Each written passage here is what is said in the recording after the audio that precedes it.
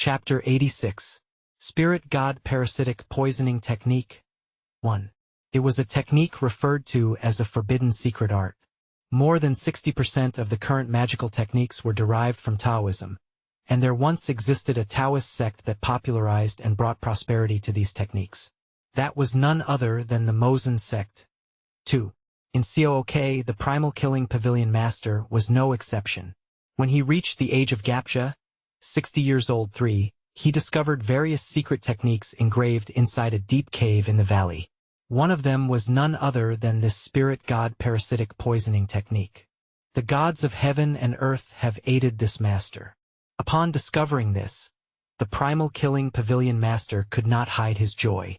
However, that joy did not last long. It was because more than 80% of the secret techniques he discovered were prohibited by the 64 diviner sects. That was understandable, as most of the sacrifices for the techniques were living beings. This cannot be. At this, the Pavilion Master of Primal Killing pondered deeply. The world of the forbidden, which had been barren until now, was on the verge of opening, but as a diviner pursuing the ultimate heights of magic, it was unacceptable to let it go to waste due to the rules. Therefore, he left the 64 diviner sects and joined the Heaven and Earth Society. He made this decision with the conviction that only the Heaven and Earth Society could fulfill his aspirations. Screech. Arg. On the cart, Agent Nung Wyong, or rather Gyu Soha, who was possessing Nung Wyong's body, could not endure the pain.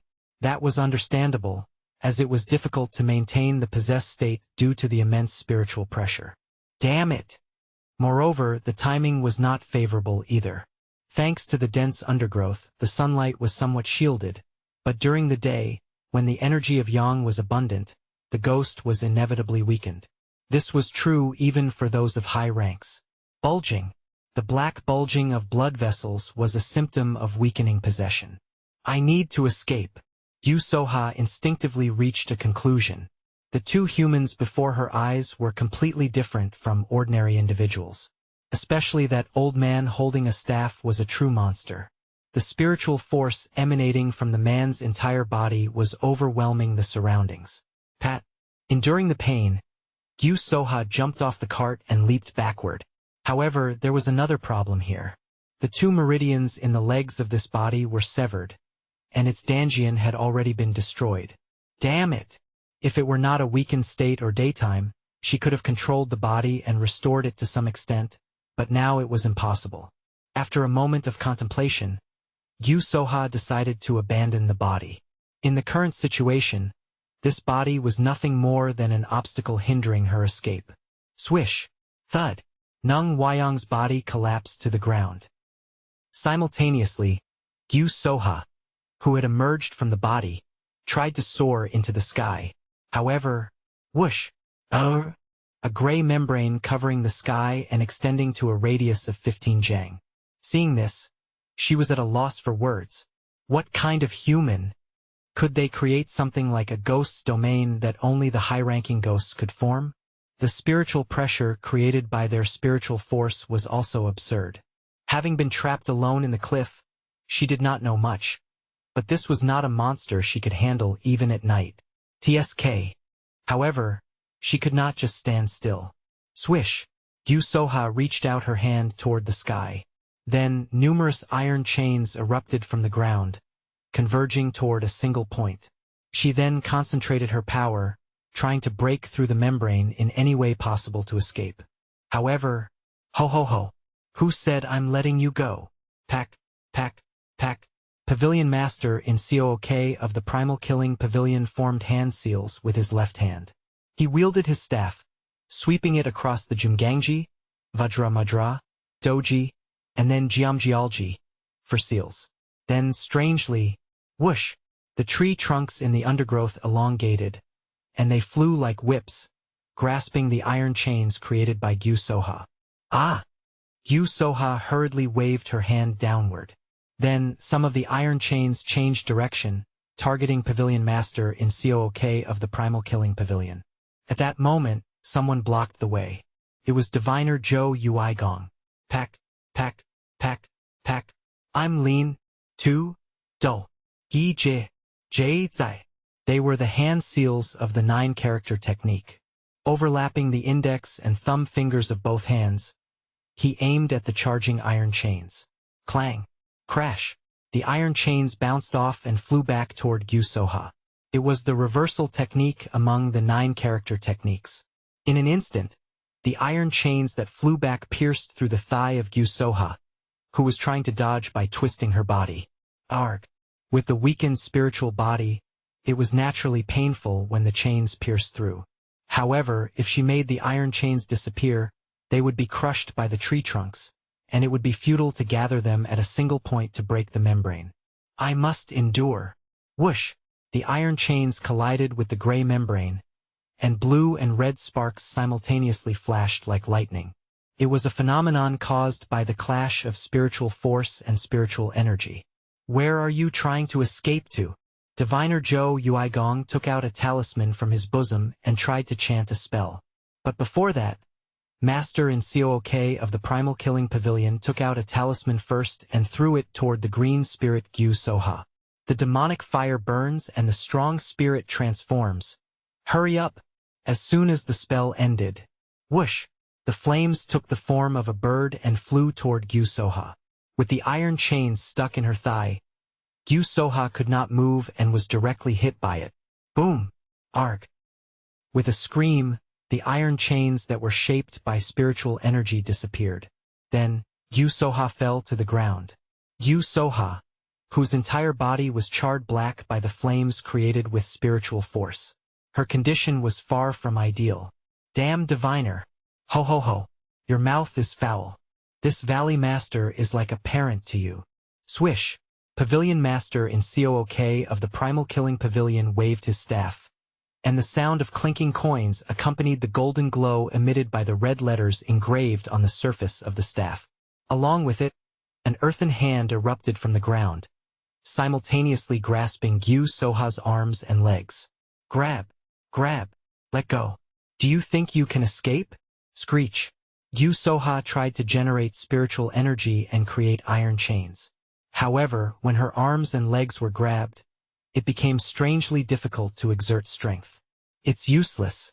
No matter how high your rank is, when caught by this spirit trap hand, your spiritual energy disperses, and you cannot exert strength. But it was difficult to deny as she felt her own strength gradually draining away. It was to the extent that she could even feel her spiritual body going limp.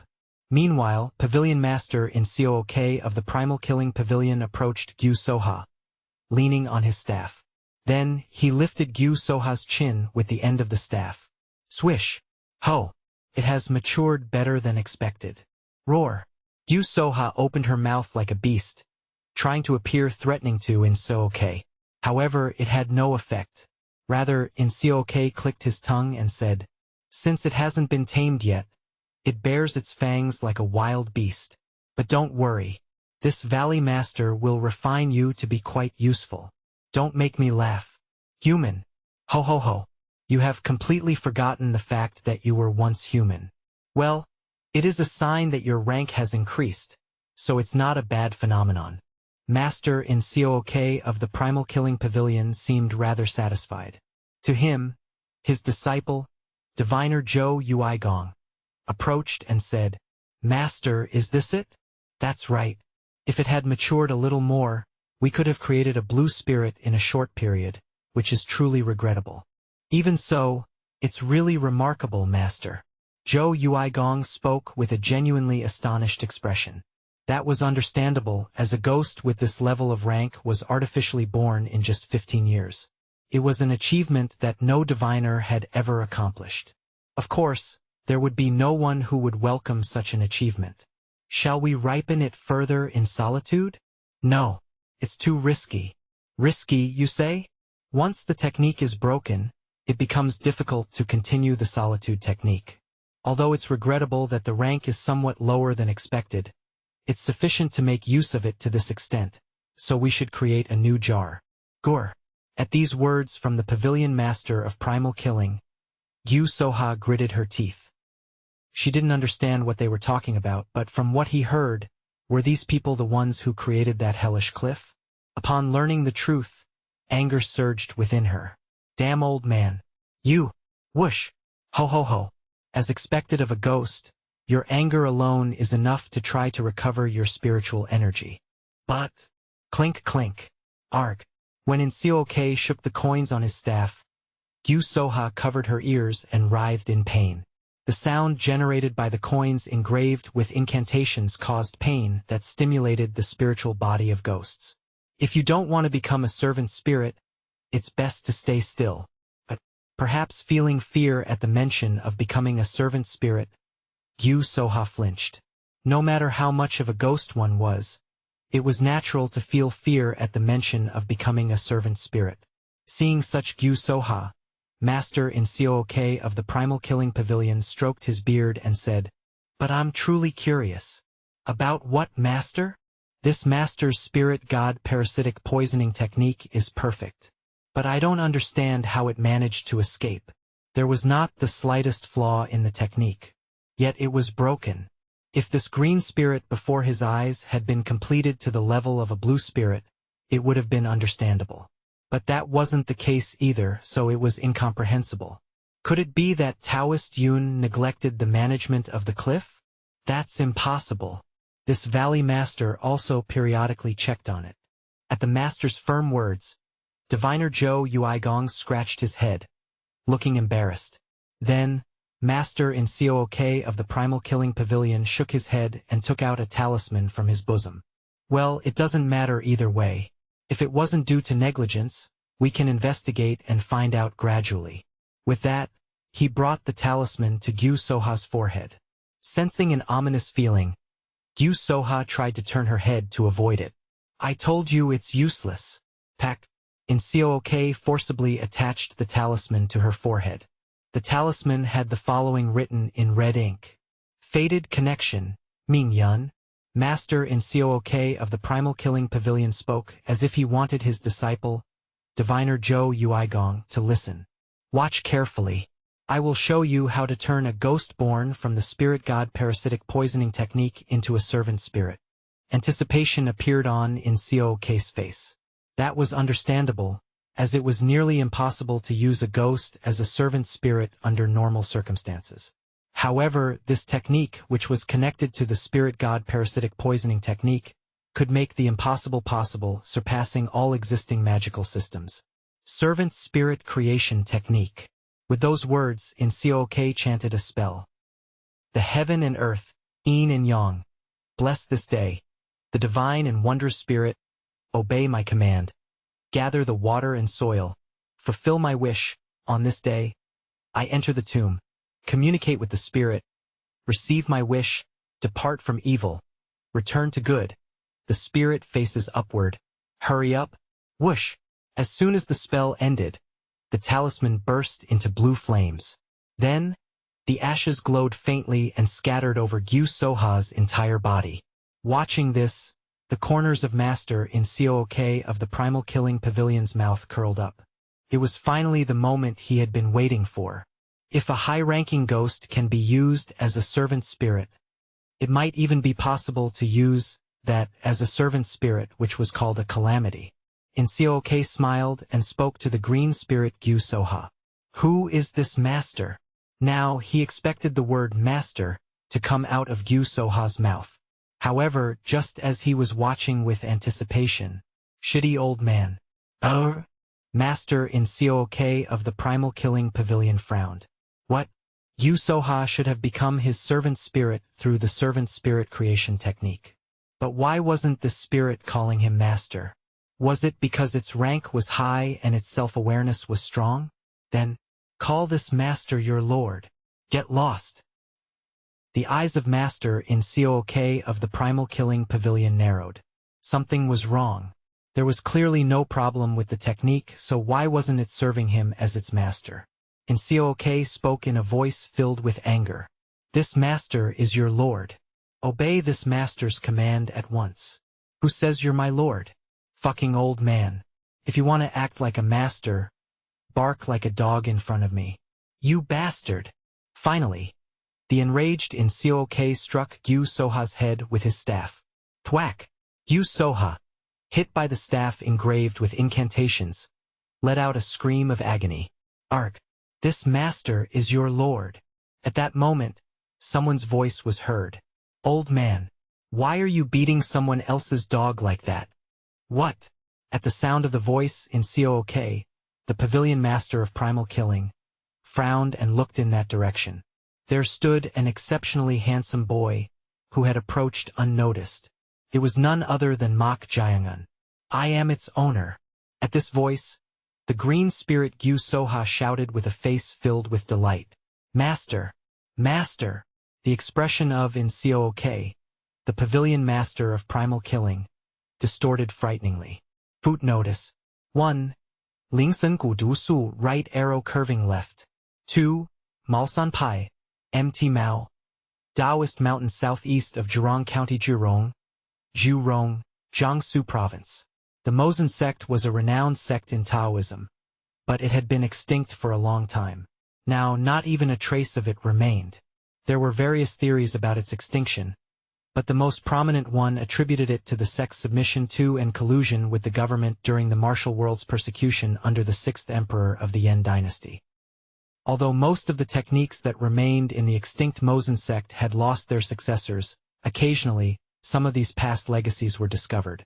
One of them was, alas, I thought the spirit god parasitic poisoning technique had gone to waste. It was the spirit god parasitic poisoning technique discovered by in Cook, the primal killing pavilion master. The successive masters of the primal killing pavilion, based in Shaanxi province, had often explored the collapsed valley once called Sealed Forest, Bongrim, Fenglin, right arrow curving left. 3. Jiazhi, right arrow curving left. For data hand formation, right arrow curving left. Master, what in the world did that mean? In Cook, the pavilion master of primal killing, was momentarily dumbfounded by the green spirit Gyu Soha's exclamation. It was none other than himself who had used the servant spirit creation technique, a secret art that forcibly turned ghosts into servant spirits.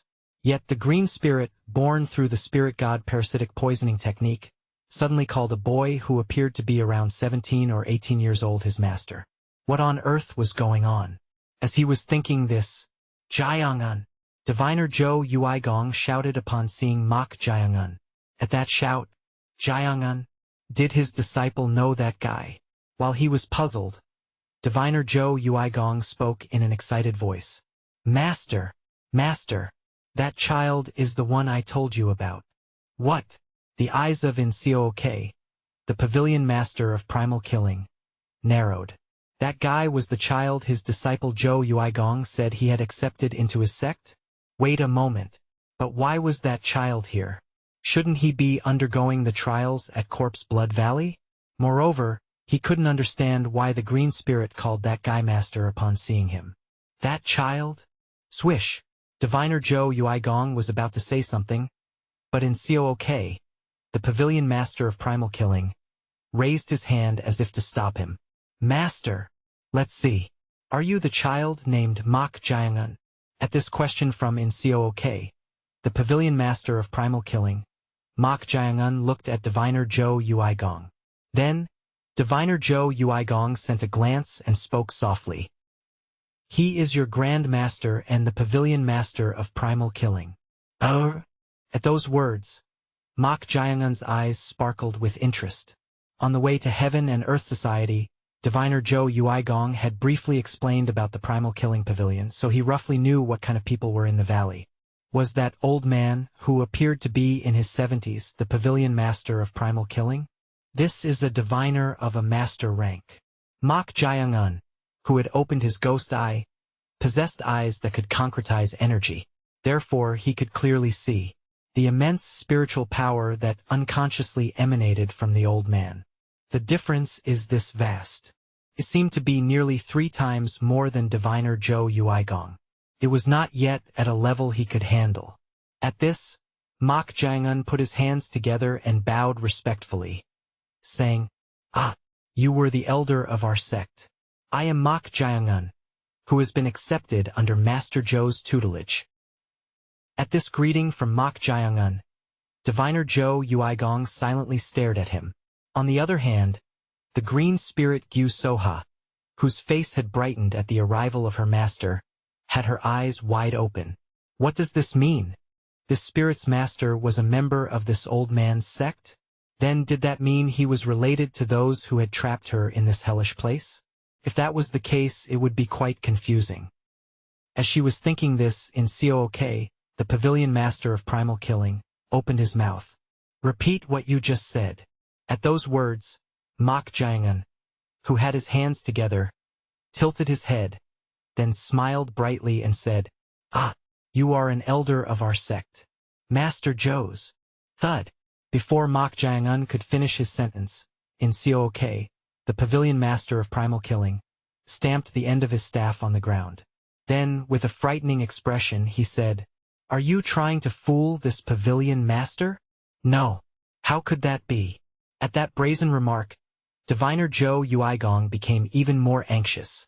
He knew this guy was bold and different from ordinary people, but the other party was his master and the pavilion master of primal killing. But what was with this attitude? Apologize to pavilion master at once. Joe Uigong raised his voice and urged. At this, Mok Jeong lowered his head with his hands together and said, I apologize to the pavilion master. Although it sounded polite with no rise in his voice, something felt off.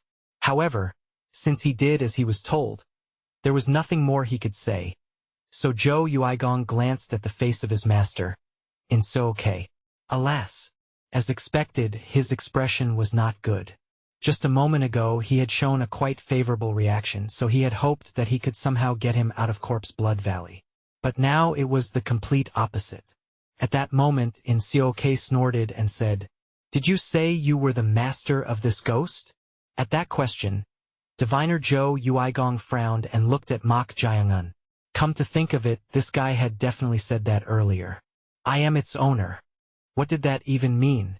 While he was puzzled, Mok Jeong slowly raised his lowered head and said, Yes, is there a problem with that? What?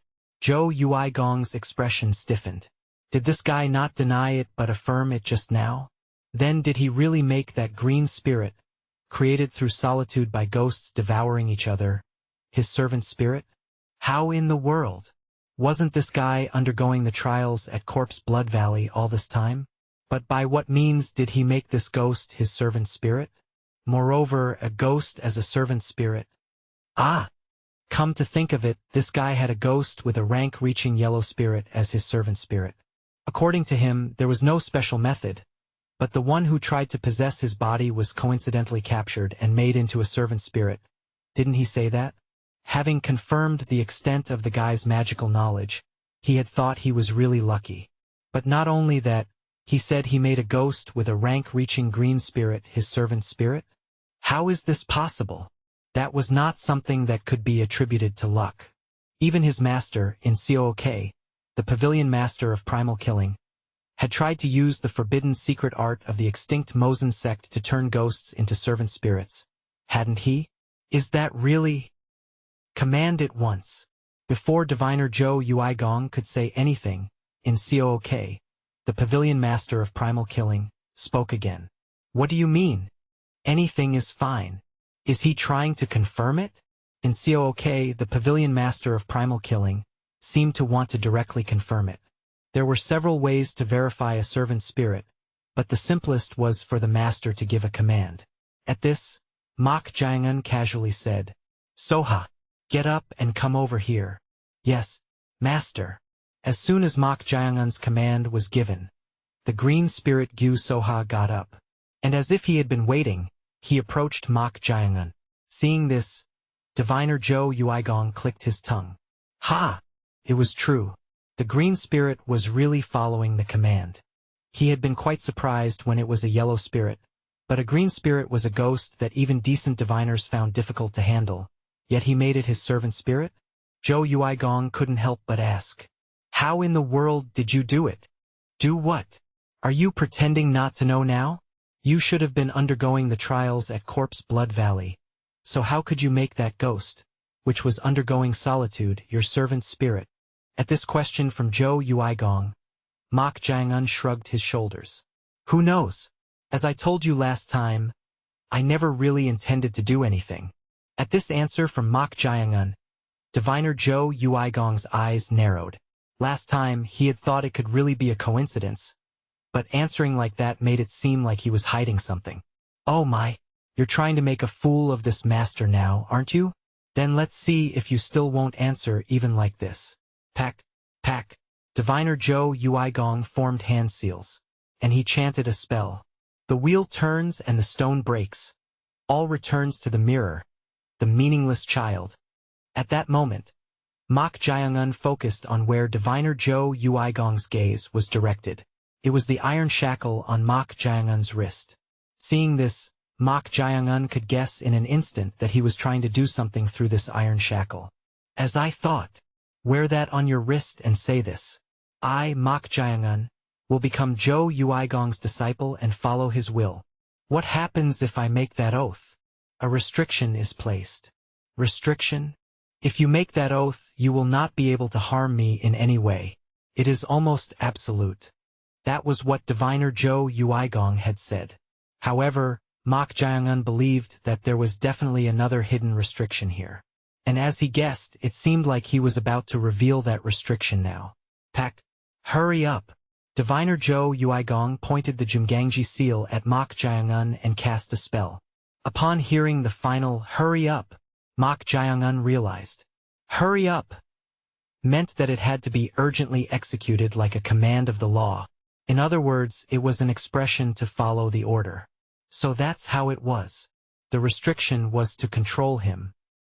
He saw diviner Jo Uigong's gaze shift from the bracelet to his face. At this, Mok Jae-un, without showing any signs, put on a dazed expression as if his soul had left his body. Seeing this, the corners of Jo Uigong's mouth slightly curled up. From now on, you must answer my questions accurately. Yes, Mok Jae-un answered in a powerless voice. Seeing this, Inseok, the Pavilion master of Primal killing, looked at the iron shackle on his wrist and said, It's an iron shackle with an incantation. Yes, master. As you can see, he has just become a disciple and is not yet controlled like a young colt. So I put it on him to tame him. At those words, Inseok snorted and scoffed. Among the disciples he had taught, the most cunning one who resembled him the most was Jo Uigong. As expected, he had taken appropriate measures. The iron shackle with an incantation could force one's will through self-restraint by making an oath. If you have any questions, please ask. Diviner Jo Uigong pointed at Mok Jae-un and said. Now, no matter what he asked, he would answer truthfully. Step. At these words, Inseok, the Pavilion master of Primal killing, approached Mok Jae-un.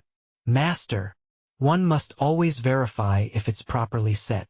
Then, he swung the head of his staff and struck Mok Jae-un's face. Thwack! Mok Jae-un's head turned to the side. No matter how much martial arts he had learned, if he was hit while not circulating energy and in a defenseless state, he would naturally feel pain. He should have reacted in some way, but, Mok Jae-un showed no change in expression as if he felt no pain at all. Even after being struck on the face with the head of the staff, if he was like this, it seemed his will was indeed restrained. However, Inseok, the Pavilion master of Primal killing, was cautious. Thwack! Inseok struck the opposite side of the face with his staff. As if that wasn't enough, he kicked Mok Jae-un's abdomen with his foot and knocked him down. Thud! Master, there's no need to go that far. Wait! Pack! Inseok, the Pavilion master of Primal killing, climbed on top of Mok Jae-un's chest and stepped hard on his neck with one foot. KKKKK. As his neck was pressed down, blood vessels bulged on his face, and his face turned red. However, there was still no change in Mok Jae-un's expression. If he pressed down a little more, his windpipe would be cut off. Yet he remained still. Gasp! After staring at this, Inseok, the Pavilion master of Primal killing, nodded as if he finally believed it and climbed down from Mok Jae-un's chest. Then he said to diviner Jo Uigong, Now ask the boy if he had entered the cliff valley. Understood. Jae-un. Get up. Swish. Mok Jae-un silently got up from his spot with a dazed expression. Seeing his face covered in wounds, Diviner Zhou Yaigong clicked his tongue inwardly. Although he was his master, he was so cautious that he had no mercy in his hands. Well, he won't remember it when he comes to his senses. That was the power of the incantation shackle. Zhou Yuigong asked Mok Jiangan, "Did you enter the cliff valley where the solitude technique was being performed?" "Yes." At this question, Mok Jiangan answered straightforwardly with a dazed face. At this, Inseok clicked his tongue. The culprit has been revealed. During the spirit god parasitic poisoning technique, no one should have entered there. No, to be precise, one should not enter because it was dangerous. Inseok, the pavilion master of primal killing, frowned and looked at Mok Jiangan. But how did he survive? Rather, that was the question. At first, it was a mystery how he made the green spirit his servant spirit, but now that was even more curious. That was because the cliff valley where ghosts lost their sense of self and devoured each other was literally like hell. Yet not only did a guy who hadn't learned magic for long survive, but he also made a green spirit his servant spirit? Ask him how it happened. Yes, tell us in detail what happened in there. What on earth could have happened there? As the two focused their attention on Mok Jiangan, the society leader, their expressions suddenly stiffened. Society leader? What did he mean by that now? Could he be referring to the society leader of Heaven and Earth Society? The society leader. However, after mentioning the society leader, Mok Jiangan whispered softly as if muttering, making it inaudible. Diviner Zhou Yuigong raised his voice and said, "What did the society leader do? Speak properly and loudly." The sect, society leader. Mok Jiangan muttered again in a trailing voice, mentioning the society leader. At this, Inseok, the pavilion master of primal killing, grew impatient with Mok Jiangan mentioning and muttering about the society leader, who could be considered the head of Heaven and Earth Society. He approached Mok Jiangan, grabbed his hair, pulled him close to his ear, and said, "Tell him to say it properly again. Mok Jiangan, speak properly." At that command, Mok Jiangan opened his mouth again. The society leader. Yes, what about the society leader? Is there any reason for him to come? Squelch. Ugh. At that moment, Inseok's eyes widened as if they would tear apart. Somehow, Mok Jiangan's hand had pierced through his chest. What on earth was happening? Clearly, this bastard was bound by the incantation shackle. In Inseok's widened pupils, Mok Jiangan was not wearing a dazed expression, but had the corners of his mouth raised in a grim smile. Chapter 88. It was something no one had anticipated. The incantation shackle was originally designed to restrain one's will through self-oath. So like a servant spirit bound by a contract, it was absolutely impossible to disobey an order. Therefore, neither Inseok, the pavilion master of primal killing, nor diviner Zhou Yuigong, who had received the incantation oath, could have imagined such a thing would happen. Ugh! Inseok's eyes widened as if they would tear apart. Somehow, Mok Jiangan's hand had pierced through his chest. In Inseok's widened pupils, Mok Jiangan was not wearing a dazed expression, but had the corners of his mouth raised in a grim smile. This bastard. How did he? No matter how you looked at it, it wasn't the face of someone pressured by the incantation shackle. At that moment, the startled diviner Zhou Yuigong hurriedly chanted a binding spell. Pack, pack.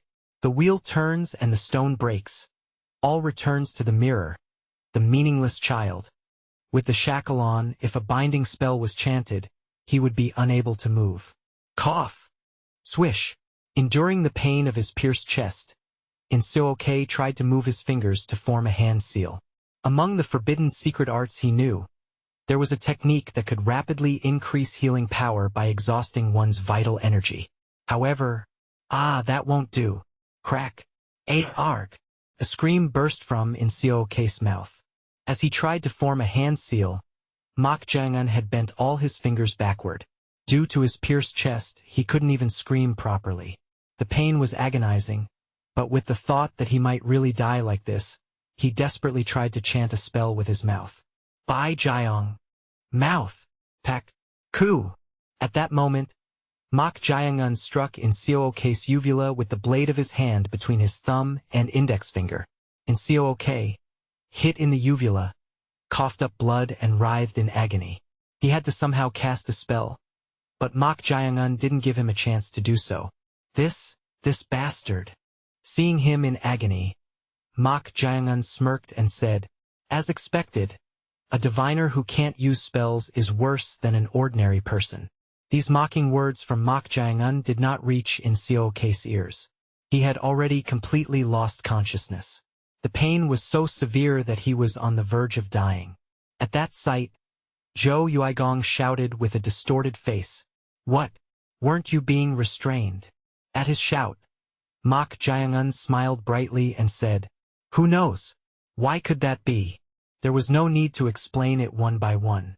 Of course, the reason it didn't work was that the name Mok Jae-un was not his real name in the first place, so the incantation oath was meaningless. Diviner Jo Yuigong glared at Mok Jae-un with a fierce expression. This bastard.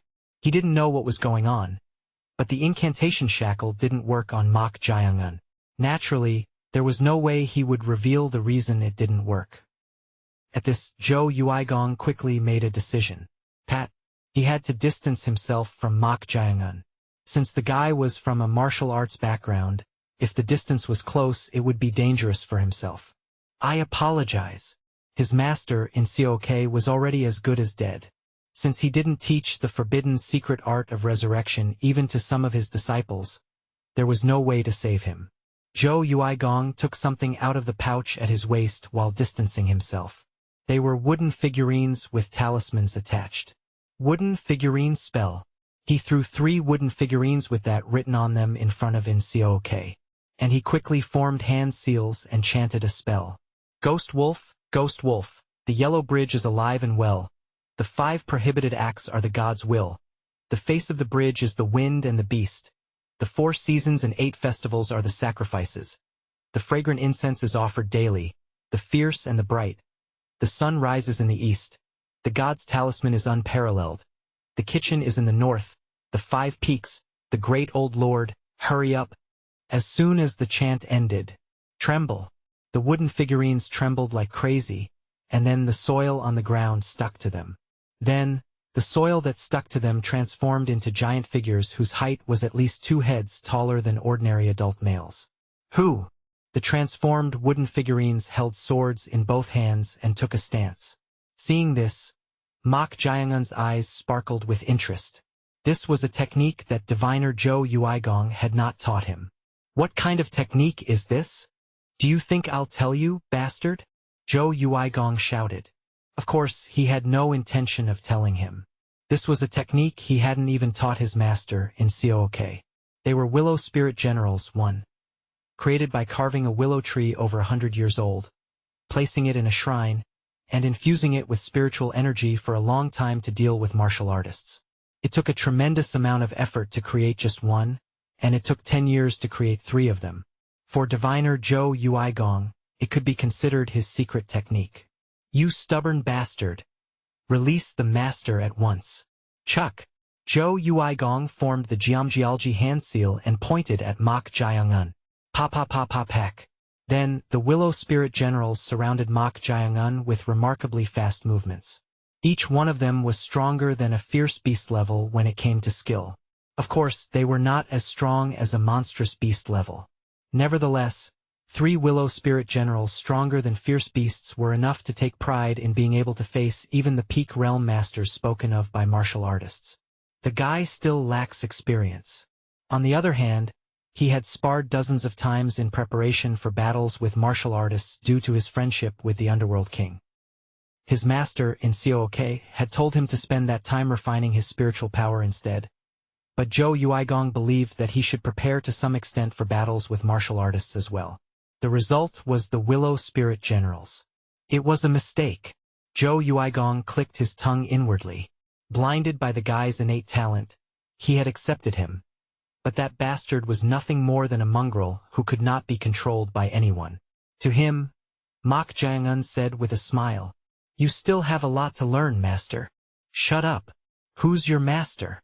Wasn't it said that once a master, always a master? Gore. Thinking that Mok Jayangun's words were mocking him, Diviner Zhou Yuigong gritted his teeth, feeling absurd. A disciple accepted into the sect had killed the Grand Master. Such cases were absolutely rare. I was foolish to think I could control you, bastard. Pack, pack. Diviner Zhou Yuigong formed hand seals and shouted, pointing at Mok Jayangun. Kill the... Ah, it would be better not to do that. If you keep doing that, the Grand Master here might pass away soon. Are you okay with that? At those words, Zhou Yuigong was dumbfounded. Once his hand had pierced through the chest, it was already a lost life. Rather, it was strange that he was still breathing. How could he save him? You're deliberately stalling for time, but it's useless. Master, you're too quick to throw away the opportunity I'm offering you. What nonsense was this bastard spouting now? As he was thinking that, Mok Jayangun spoke in a meaningful voice. You want to become the next Pavilion Master of Primal Killing, don't you? At those words, Diviner Zhou Yuigong hesitated for a moment before giving the order to kill the guy. What was he saying now? Zhou Yuigong spoke in a chilling voice. Are you crazy, bastard? What do you mean? Are you saying that since the master will die, an opportunity has arisen for me to become the Pavilion Master of Primal Killing? It was so absurd that he let out a dry cough. Even if one coveted a higher position and killed the person above, did he think that position would become his? Moreover, in Cook, the Pavilion Master of Primal Killing had 3 disciples. Among them, the closest to being the successor was naturally the eldest brother disciple, Zhou Taichong of Bangwon. Therefore, if the master died, the opportunity would become even more distant. I guess you don't have much attachment to the position. Kill him. It seemed he shouldn't listen to the guy's words any longer. He kept trying to deceive him with words, but he had now become certain of one thing. This guy had to be killed no matter what. He wasn't someone he could control. Pack. As soon as the order was given, the 3 willow spirit generals surrounding Mok Jayangun simultaneously charged at him. At that very moment, whoosh! Iron chains erupted from the ground and restrained the bodies of the willow spirit generals all at once. KKK. What? The one who did this was none other than the green spirit Gusoha. You damn diviner. You think I'll let you touch my master? What the? Diviner Zhou Yuigong frowned. That green spirit had clearly exhausted a lot of spiritual energy and was in a state where he couldn't exert such strength. But somehow, his appearance had almost returned to normal. What kind of trick did he use? It wasn't night, and there was no situation to obtain energy to recover spiritual power. As he couldn't understand, Mok Jayangun suddenly grabbed the head of the dying in Cook, the Pavilion Master of Primal Killing. And then, he ripped out the heart that was inside the chest. It was truly shocking. After becoming a diviner, he had seen all sorts of gruesome things and countless corpses, but seeing his master who had taught him magic having his heart ripped out while alive, his feelings were beyond words. This guy is really... To the dumbfounded Zhou Yuigong, Mok Jayangun said, twitching his lips, I'll give you one last chance. What? If you take my hand even now, you won't lose anything, master. No matter how you try to deceive me with your words, I won't believe. Squish. At that moment, the heart in Mok Jayangun's hand was crushed. Soon, Mok Jayangun shoved that crushed heart into the mouth of Cook, the Pavilion Master of Primal Killing, whose breath had stopped. Seeing this, Diviner Zhou Yuigong's eyes trembled, because the moment he saw this, he could guess what Mok Jayangun was trying to do. 6-person spirit summoning technique? 6-person spirit summoning technique. It was a forbidden secret art for creating living corpse ghosts. If one fed the blood of one's own heart, which could be considered the source of oneself, to someone who had just died, and gathered the negative energy of those who had not been dead for long in one place and performed the technique, this would be born. A living corpse ghost. It would transform into a being befitting that name. However, living corpse ghosts were even more difficult to create than ordinary corpse ghosts or Jeong. The effectiveness is too low. That was because in order to create a single living corpse ghost, nearly 30 people had to be killed and their energy gathered in one place, and living corpse ghosts had too many weaknesses. If they couldn't periodically kill people and fill themselves with the negative energy of the dead, their bodies would rot, so their effectiveness was extremely low. Endless sacrifices were required for a living corpse without its own will, so it became a technique banned by the 36 Valleys of Bangwon. Of course, this wasn't a problem for the diviners of the Primal Killing Pavilion, who originally practiced forbidden techniques, but, Diviner Zhou Yuigong clicked his tongue. By what means was he going to turn the Valley Master into a living corpse ghost now? 30 people had to be killed, and their corpse energy had to be filled in the body to replace the heart, but even if he killed all the collapsed people here, there were only 10 of them. Pack. Mok Jeong formed incantation hand seals with his hands instead of talismans, and he began to chant a spell. Purify the earth and nurture the golden corpse. The weak enters the fairy realm. One transforms into 10,000. It's a foolish act. Unless you bury the newly dead around and gather their negative energy, a living corpse ghost absolutely cannot. Twitch. It was at that moment. The body of Incook, the Pavilion Master of Primal Killing, whose head was being held by Mok Jeongun's hand, moved. Seeing this, Diviner Zhou Yuigong's eyes widened. What on earth was happening? Then he even made a sound from his mouth. Those symptoms of blinking his rolled-back white eyes were the signs of turning into a living corpse ghost. At that sight, Zhou Yuigong was at a loss for words. Impossible. The negative energy of the dead was not sufficient, so how could this happen? As he was thinking that, at some point, the pupils in Incook's eyes came back to life. Then, Mok Jeongun released his hand from the head. Thud. The staggering Incook soon stood up straight with his own strength. Master! Diviner Zhou Yuigong called out to Incook, the Pavilion Master of Primal Killing, like that. At that call, Incook slightly turned his head, then shifted his gaze toward Mok Jeongun with a dazed expression. Then he staggered over and knelt on both knees. Seeing this, Diviner Zhou Yuigong was truly shocked beyond words. Without fulfilling the condition of the negative energy of the dead, he had really succeeded in the six-person spirit summoning technique. This guy is... As he was bewildered, Mok Jeongun turned his head, smiled at Diviner Zhou Yuigong, and said, "Do you still not want to take the opportunity?" The moment he heard this, chills ran down his entire body. "Do you still not want to take the opportunity?" The moment he heard this, chills ran down his entire body. That smile reaching up to his ears looked so full of malice. I took this guy too lightly. He had thought of him as a novice with outstanding talent but still had much to learn. But now that he looked at him, that wasn't the case. This guy was no different from a beast that would tear into you the moment you showed the slightest weakness. Zhou Yuigong's eyes darted back and forth. KKKKKK. The three Willow Spirit Generals still bound by the iron chains and unable to break free. Incook, his master and the Pavilion Master of Primal Killing, who had become a living corpse ghost through the six-person spirit summoning technique and lost his own will.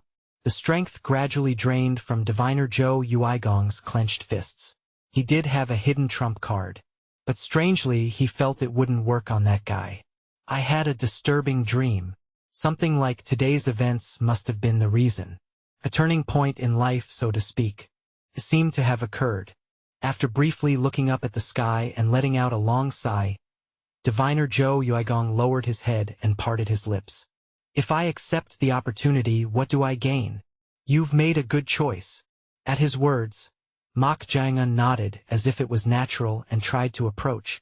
Don't come closer. I haven't made a decision yet. Answer my question. Didn't I tell you earlier? I said I would help you become the Pavilion Master of Primal Killing. Mok Jeongun pointed at Incook, the Pavilion Master of Primal Killing, with a nod. At this, Diviner Zhou Yuigong's eyes narrowed. It seemed to imply that he would control the master and make him hand over that position to him. But there was a problem here. Do you think my senior brother won't notice that our master has become a living corpse ghost? Will he notice? With just his spiritual power and magical skills, Senior brother is already on par with my master. If they meet in person, he will definitely notice. Senior brother Zhou Taichong. It was said that in Cook, the Pavilion master of primal killing, accepted him as a disciple 30 years ago. His talent was so outstanding that it was no exaggeration to say he was already selected as the next Pavilion master of primal killing due to his excellent spiritual power. It wasn't easy to deceive the eyes and senses of such a senior brother. At this, Mok Jiangun said with a smile, "Shouldn't you make sure they don't meet in person until the Grand Master hands over the position, Master?" "What? I've set the table for you. Do I need to spoon-feed you too? I think you should naturally be able to do that much." At these words from Mok Jiangun, Diviner Zhou Yuigong silently stared at him. Was he saying to be prepared for this level of risk? Zhou Yuigong silently clicked his tongue inwardly. Then he said, "I understand. If you transfer part of the control over the living corpse ghost to me as well, I'll somehow manage that." "Is that all?" "No. There are two more things." "Two things?" "Yes. Cooperating with you means I also have to be prepared to lose everything I've built up until now." "So you need more compensation for that?" Mok Jiangun's voice became somewhat softer. It signified that he was becoming emotionally uncomfortable. But Diviner Zhou Yuigong had no intention of backing down either. He thought that if he didn't firmly establish it here, he would end up being dragged around by the guy in an ambiguous manner. "So what do you want?" "The six-person spirit summoning technique." "The six-person spirit summoning technique?" "I want the secret you possess." Mok Jiangun's six-person spirit summoning technique that succeeded without fulfilling the condition of the negative energy of the dead. Seeing this, Diviner Zhou Yuigong was inwardly shocked beyond words. What kind of trick did he use to make this possible? This purely stimulated a strong curiosity as a diviner. "I want to know." Mok Jiangun's six-person spirit summoning technique could be said to have compensated for the existing weaknesses, to put it mildly. If the numerous sacrifices required to create a single living corpse ghost could be omitted, there was no technique with higher effectiveness. Will he really teach me? To be honest, he was half in doubt. If it were himself or his master in Cook, they wouldn't share this secret with anyone. However, if that's what you want, I'll teach you. "What?" For a moment, Zhou Yuigong stared at Mok Jiangun with a blank expression. He would teach this. He had just blurted it out, thinking it was worth a try. His real goal was what came next. But he never thought Mok Jiangun would really say he would teach the secret of the six-person spirit summoning technique. At this, Zhou Yuigong asked with a somewhat excited, trembling gaze, "Is that true?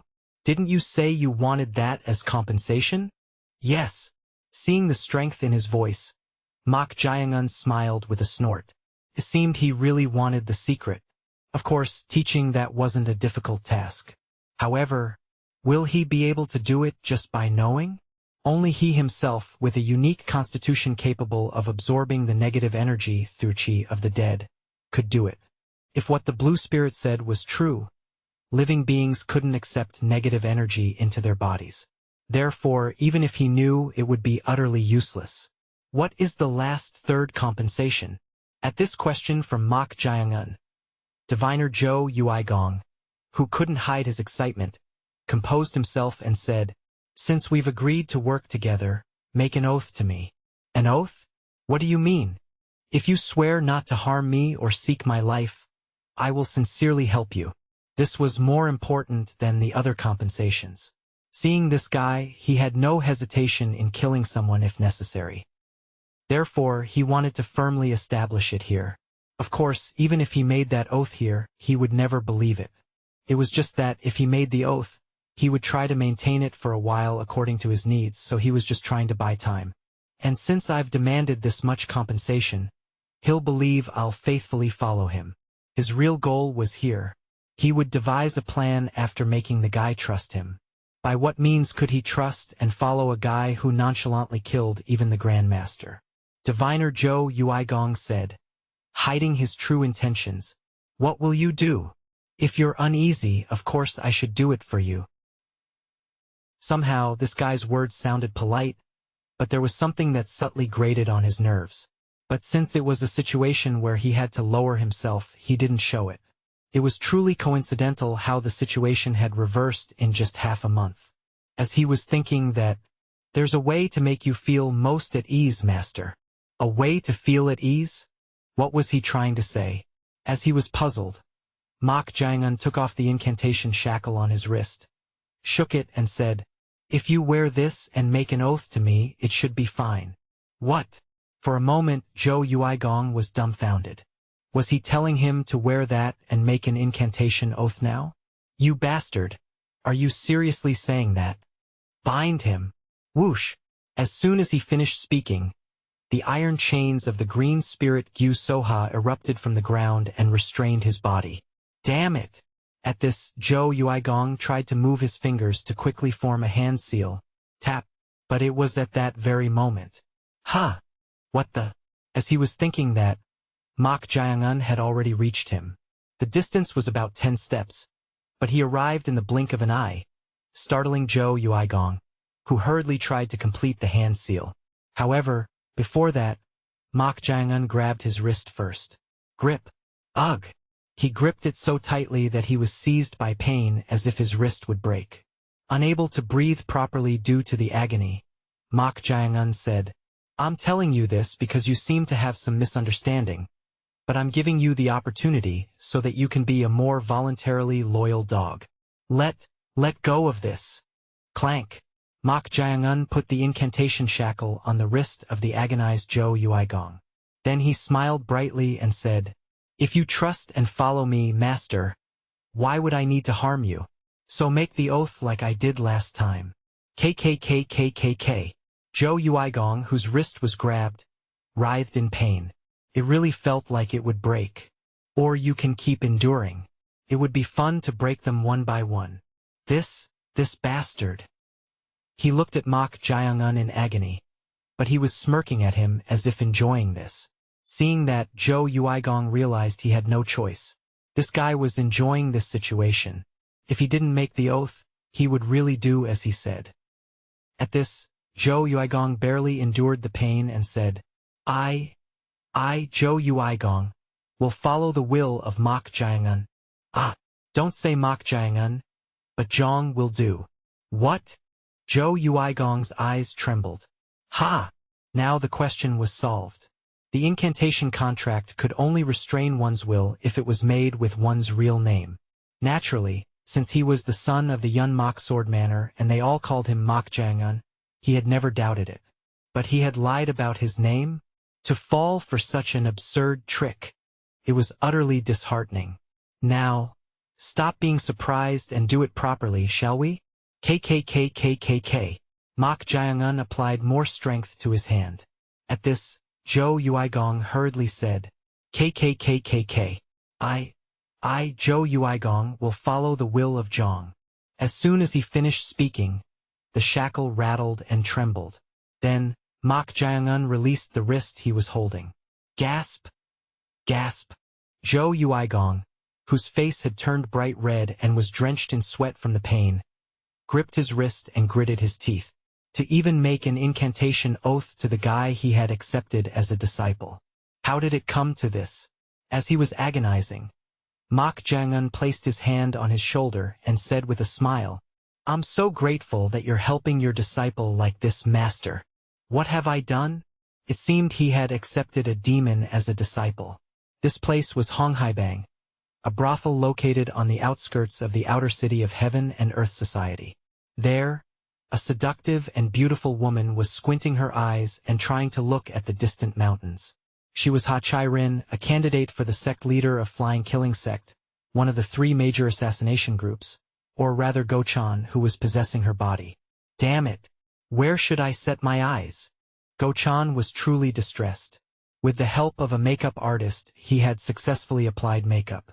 When the skills of the brothel's makeup artist, who could be considered a master, touched Ha Chai-rin's face, which was quite beautiful even without makeup, it transformed into an even more radiant flower. It's driving me crazy. But there was only one reason why Go-chan was so distressed. There was nowhere to look. The place he was in now was the common room where the courtesans of the brothel waited. and their clothes were all so thin that the inside was completely visible if you stared a little. "Oh my, sister. Aren't you putting too much effort there? You fool. If you don't put in effort on a day like today, what will you do? You're also fully prepared, with your skin showing through." You're right. How could I miss an opportunity like today? At the conversation of the courtesans who were overflowing with enthusiasm, Go-chan only pricked up his ears and turned his head toward the ceiling. According to what he heard, a tremendous guest had made a reservation today. He had asked to prepare the courtesans who were the most skilled in entertaining and had the best looks, so this was the situation. "I heard someone with a quite high position in heaven and earth society is coming." At the makeup artist's words, he thought it made sense and asked to be included. But this was truly a difficult situation. Out of the 40 or so courtesans here, only 6 could go inside. So, they were checking each other while calling each other sister. And it was no joke. They were smiling and engaging in a battle of energy, and it was exhausting. Even the thought of having to go this far and infiltrate heaven and earth society for the sake of his master, Mok Jae-un, crossed his mind. As he was thinking that, someone approached Go-chan. "Hey you! Newbie! I'm talking to you." At that call, Go-chan pointed at himself with his hand. Then, the mature-looking courtesan who appeared to be in her mid-20s snorted and said, "You're not even answering when your sister is talking to you. What an amazing newbie. Who told you to come into this room?" What should I say about this? For a courtesan, mid-20s was quite old, but his actual age was different from this body. So, he couldn't readily say anything. He definitely had to act. But his male pride wouldn't allow him to say sister. Damn it! At this, Go-chan bowed his head to avoid unnecessary trouble. "You're not answering until the end?" As soon as he did that, the courtesan in her 20s suddenly tried to slap Go-chan's cheek. There was no way Go-chan, possessing the body of a peak realm master, could be slapped. Swish! He lightly dodged the courtesan's flying wrist. At this, the courtesan raised her eyebrows and raised her voice. "Oh my! You dodged your sister's hand."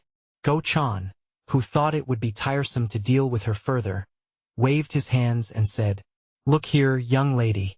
I have no intention of fighting with you, so let's stop here." At these words from Go-chan, the courtesan's expression turned blank. What's with that uncle-like way of speaking? At the courtesan's words, Go-chan realized his mistake. He should have tried to imitate the way young women spoke to some extent, but he had made a mistake in trying to avoid trouble. Then, the courtesan said, "If you dodge your sister's hand again this time, you better be prepared." The courtesan seemed to need to slap him somehow to feel satisfied.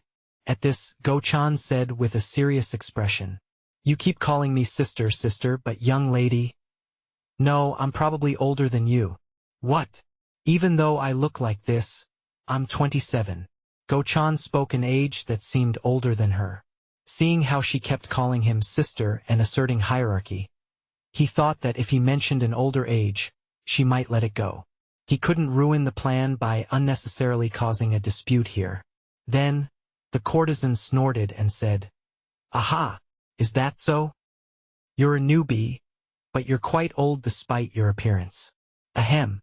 So let's stop this pointless battle of energy here." Swish!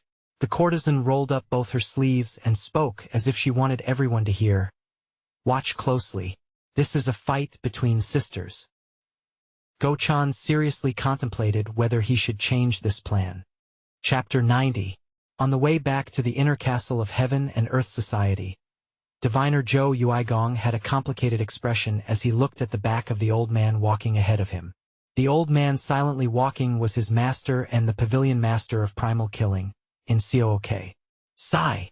How did it come to this? That fearsome master now moved according to his commands. The reason was because he had received partial control from Mok Jae-un. "I'll let you command him as agreed." It was the only compensation Mok Jae-un kept. None of the other conditions were kept. The second proposal, the secret of the six-person spirit summoning technique, was not taught, saying it would be impossible to do even if taught, and the third turned out like this, as you can see. Clank! The incantation shackle on his wrist had turned him into a slave instead. Now he had to follow the guy regardless of his will. "I'll stay at Corpse Blood Valley, so master, please go back and become the Pavilion master of primal killing." Damn it! He casually gave such an order to him. Although he received control over his master in Cook, who had become a living corpse ghost, he couldn't recklessly take over the position. There were procedures and he needed a proper justification. What should I do? As expected, the biggest problem was senior brother Jeong. Primal Killing Pavilion had been skilled in hand seal-based magic and corpse ghost techniques using dead bodies for generations. However, senior brother Jeong was not only skilled in hand seal-based magic but also in servant spirit techniques. So he had even subjugated a monstrous beast-level creature that even his master couldn't handle. It's not for nothing that he's called the next Pavilion master of primal killing. If his senior brother found out that their master had become a living corpse ghost, a big problem would arise. No, his limbs could be torn apart by the monstrous beast in an instant. He had to find a way to naturally deceive senior brother. It's giving me a headache. But something had been strange for a while. There was something he couldn't remember, but he didn't know what it was. What order did Mok Jang-un give him with the incantation that made him lose part of his memory? It's unsettling. What could it be? So it can be used that way too. Mok Jang-un thought the order he had given to diviner Jo Uigong earlier was quite useful. The order Mok Jang-un gave was simple. Forget that you heard my real name when making the incantation oath. Keep remembering me as the third son of the Yun Mok Sword Manor. He wasn't sure if this would really work, but it actually did. It was possible because the principle was to restrain one's own will. He wanted to obtain a few more of these incantation shackles. Can I get more? I want to, but it's difficult. According to diviner Jo Uigong, the incantation shackle was a magic tool created by great monk Myung-ryul, one of the 6 directions gods, and was one of the 4 that his master in Cook had received as a gift while attending the general meeting of the 64 diviner sects. Even his master in Cook had tried to uncover this secret and conducted research for over 10 years, but failed to recreate this principle. What a pity! But there were 3 more besides the one he put on Jo Uigong, so he wanted to obtain them if he had the chance. Anyway, thanks to that, he erased the memory of mentioning his real name from diviner Jo Uigong's mind. It wouldn't be a problem. Then shall we continue the conversation from earlier? Mok Jang-un said to Lee Ji-yom, the master of Corpse Blood Valley. This was Lee Ji-yom's office. Having returned here immediately, Mok Jang-un was about to finish the conversation and ask what he was curious about. What could be the secret of the blue spirit? At that moment, the blue spirit's voice echoed in Mok Jang-un's ears. Hey, mortal. I'm sorry, but it seems difficult to answer right now. He couldn't respond because Lee Ji-yom, the master of Corpse Blood Valley, was sitting across from him. But then she spoke in a serious voice. I sincerely ask you, don't ask now. Why? Didn't she become a ghost for revenge and accept him as a disciple despite disliking him? But why didn't she want to hear this? He didn't understand. As he was puzzled, the blue spirit said, even if not now, you will eventually find out when the time comes. Instead, if you do as I say, I will teach you one of the 8 forms of thought destruction. At her words, Mok Jang-un's eyes narrowed. She was someone who didn't give any clues about the forms, saying that one had to realize them on their own. But now she was saying she would teach him one of the forms she had realized. It was a slightly tempting offer. If you agree to my words, make a circle with your index finger and thumb. At this, Mok Jang-un moved the fingers he had placed on his thigh. Then, oh! The blue spirit snorted as if dumbfounded. It was because Mok Jang-un hadn't drawn a circle with his fingers, but stretched out his index and middle fingers. It meant he wanted her to teach him not 1, but 2. You never settle for a loss, do you? Even knowing one of the 8 forms of thought destruction was infinitely useful and valuable. However, she thought the forms she had realized could be more harmful than helpful even if Mok Jang-un knew them now, so she hadn't taught him. So she was trying to teach him one form that was relatively safe, but Fine, you greedy bastard. In the end, she agreed to teach him. She wasn't sure if he could embody what she had realized, but she didn't want Mok Jae-un to know about this matter right now.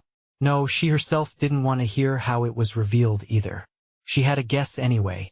When you're ready. It wouldn't be too late to hear it then.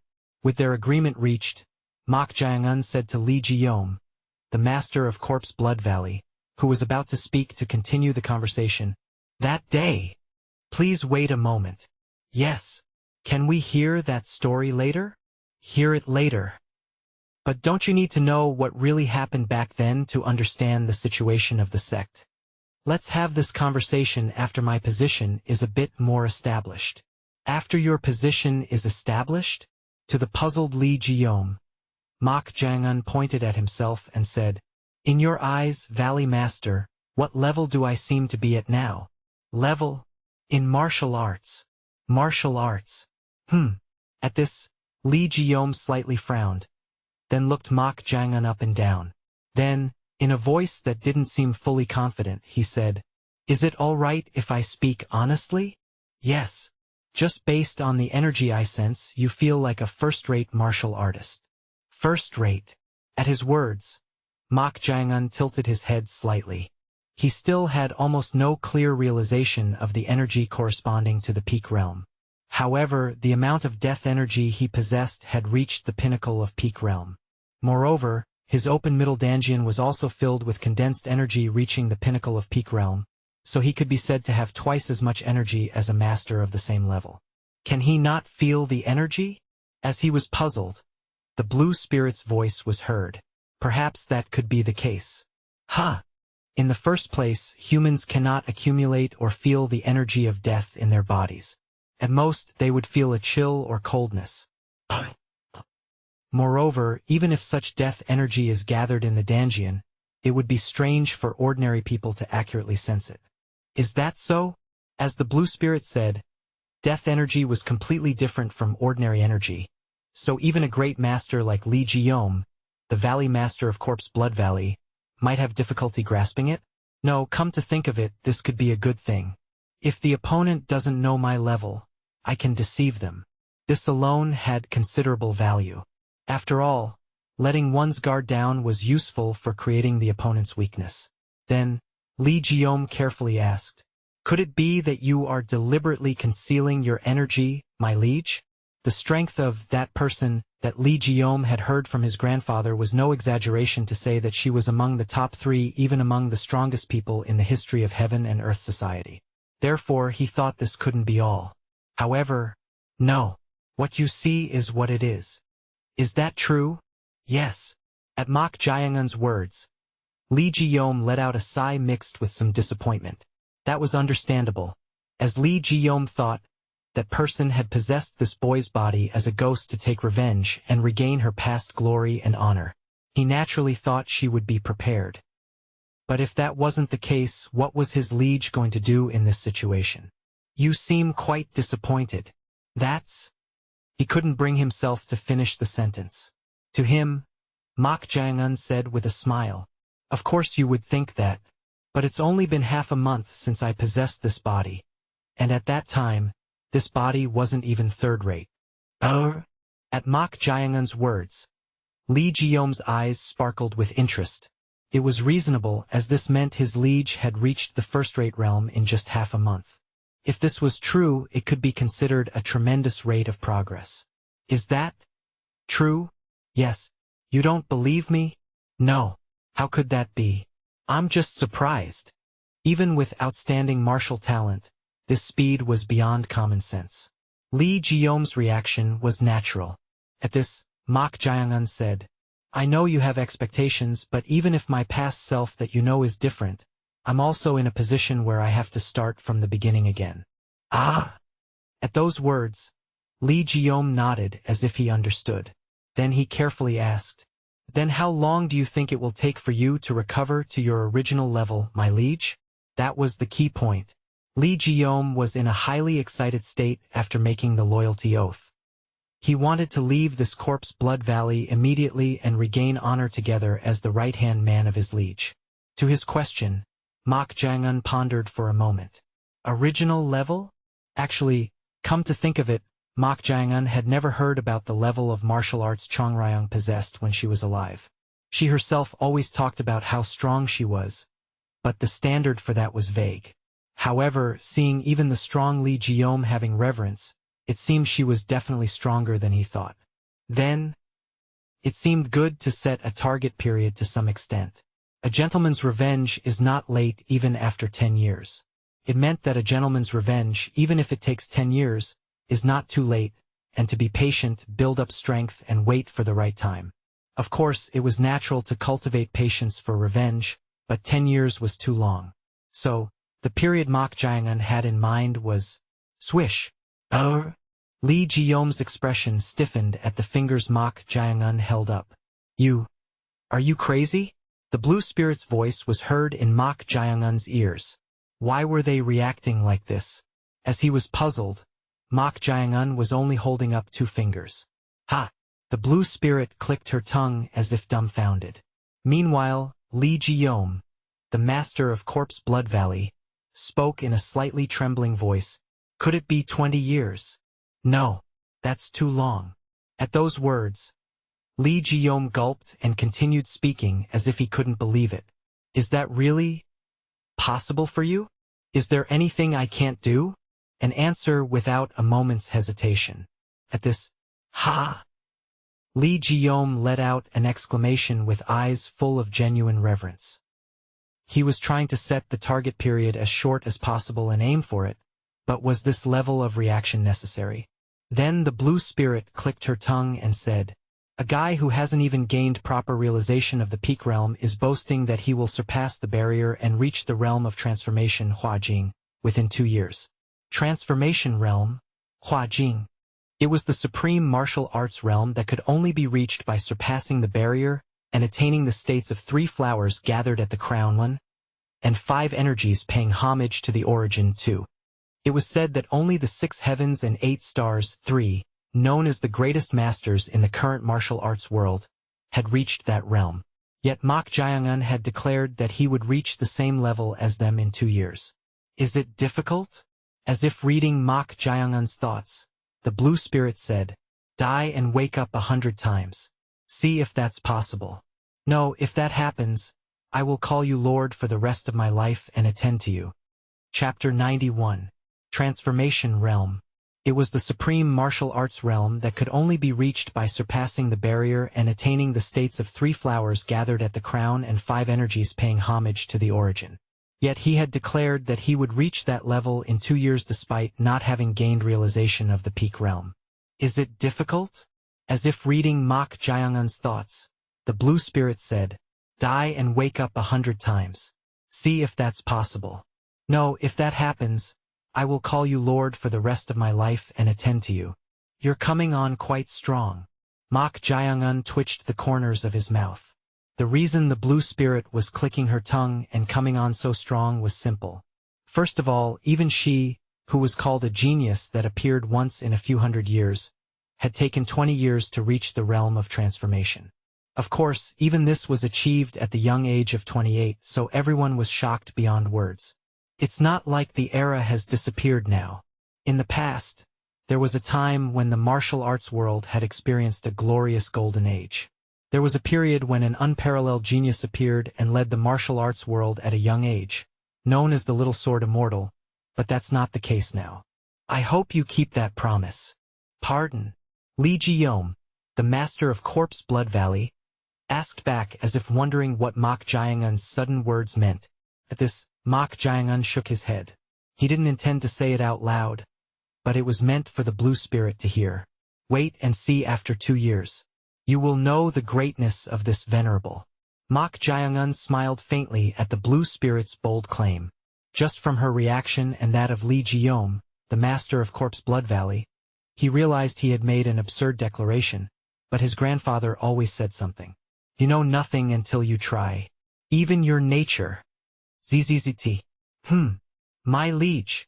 When Mok Jae-un brought his hand to his forehead and let out a groan, Lee Ji-yeom, the master of Corpse Blood Valley, asked in puzzlement. To his question, Mok Jae-un slightly frowned. What was that just now? He was someone who never forgot something once he remembered it. He even remembered all the words his grandfather had said to him since he was young. But he couldn't remember what he had said after those words just now. Why is that? When he tried to recall it, his head hurt as if it would crack. He could endure ordinary pain, but this pain was so severe, as if his brain was being cut out, that he couldn't help but grimace. Why is this happening? His grandfather had said something to him afterward, but he couldn't remember.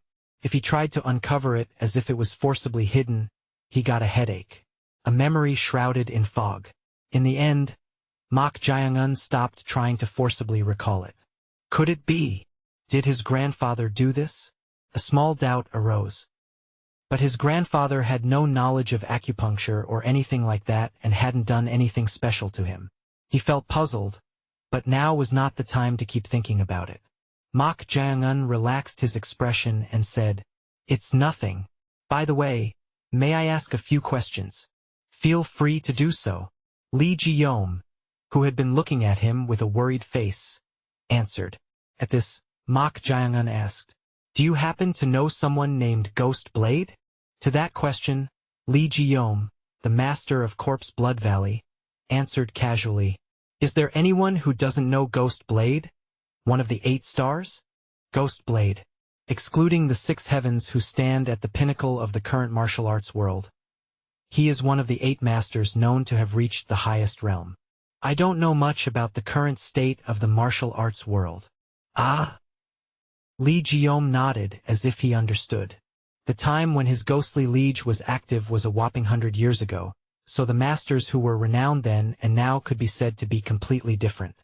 At this, Jeong said, "Ghost Blade's sect and identity are unknown. He suddenly appeared one day and rose to notoriety by engaging in life-and-death duels with masters who were known for their righteous deeds." Notoriety.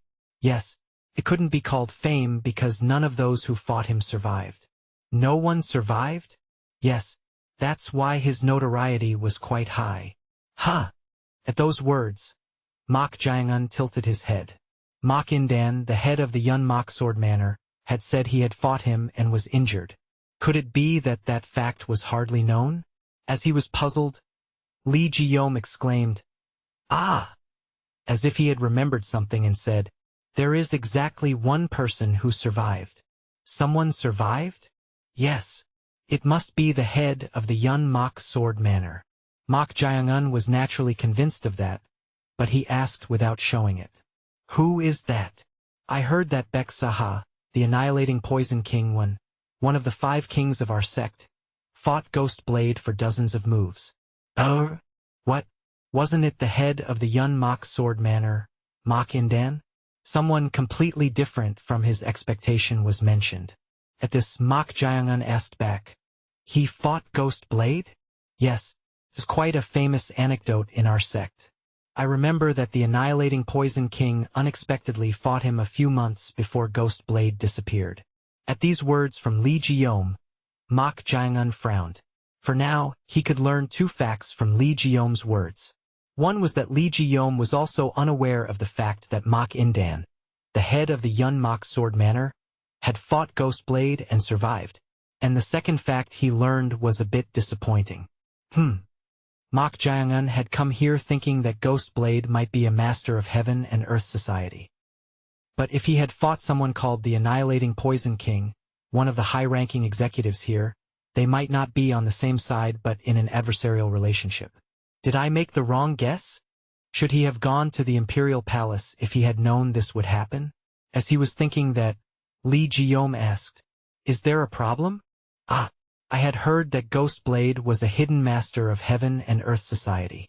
But after hearing what you said, I'm starting to think that might not be the case." He thought there was no need to mention the former if he didn't know anyway. In any case, even the head of the Yun Mok Sword Manor, Indan, didn't seem to know much about Ghost Blade. Then Jeong said, "Ah, there were quite a few such rumors as well." "Quite a few rumors?" "Yes, that's because the people Ghost Blade targeted and killed were all masters of the righteous and evil sections. The only exception was the Annihilating Poison King, a master of our sect, and I heard that in the midst of a long duel, Ghost Blade stopped the fight first and withdrew. Withdrew first. At those words, Mok Jayangan's eyes narrowed. Another possibility had arisen. If he exceptionally clashed with a master of heaven and earth society and withdrew first, there was a possibility that they were on the same side. So he could be a master of heaven and earth society? I don't know about that. The annihilating Poison King also glossed over what happened at that time. But there were such rumors as well. What kind of rumors? There was also a rumor that Ghostblade was a secret guardian who received secret orders from the society leader. Secret guardian? It seems they still maintain that system. The Blue Spirit seemed to know about this as well. Lee Jeong continued. The society leader has secret guardians who constantly protect him. There are rumors that their martial arts skills are actually on par with the Five Kings. If they are on par with the Five Kings, are they strong? They are strong.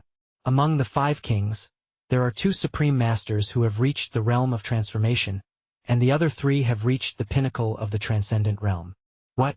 The Blue Spirit couldn't hide her surprise at this.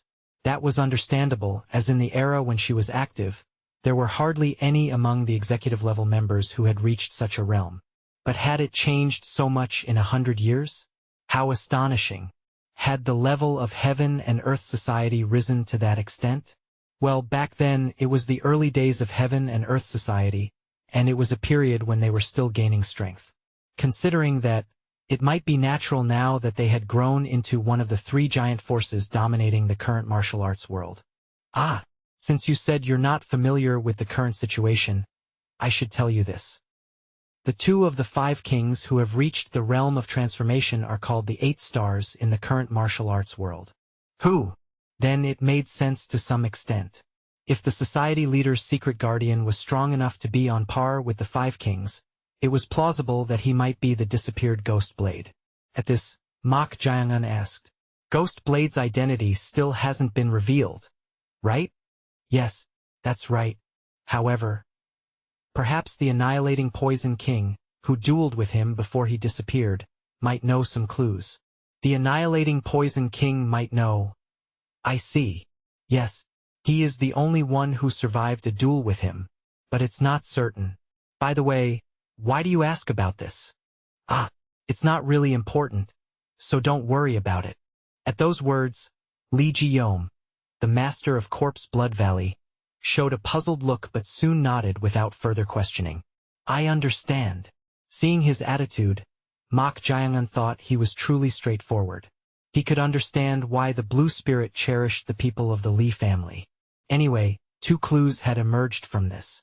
The annihilating Poison King. The society leader's secret guardian.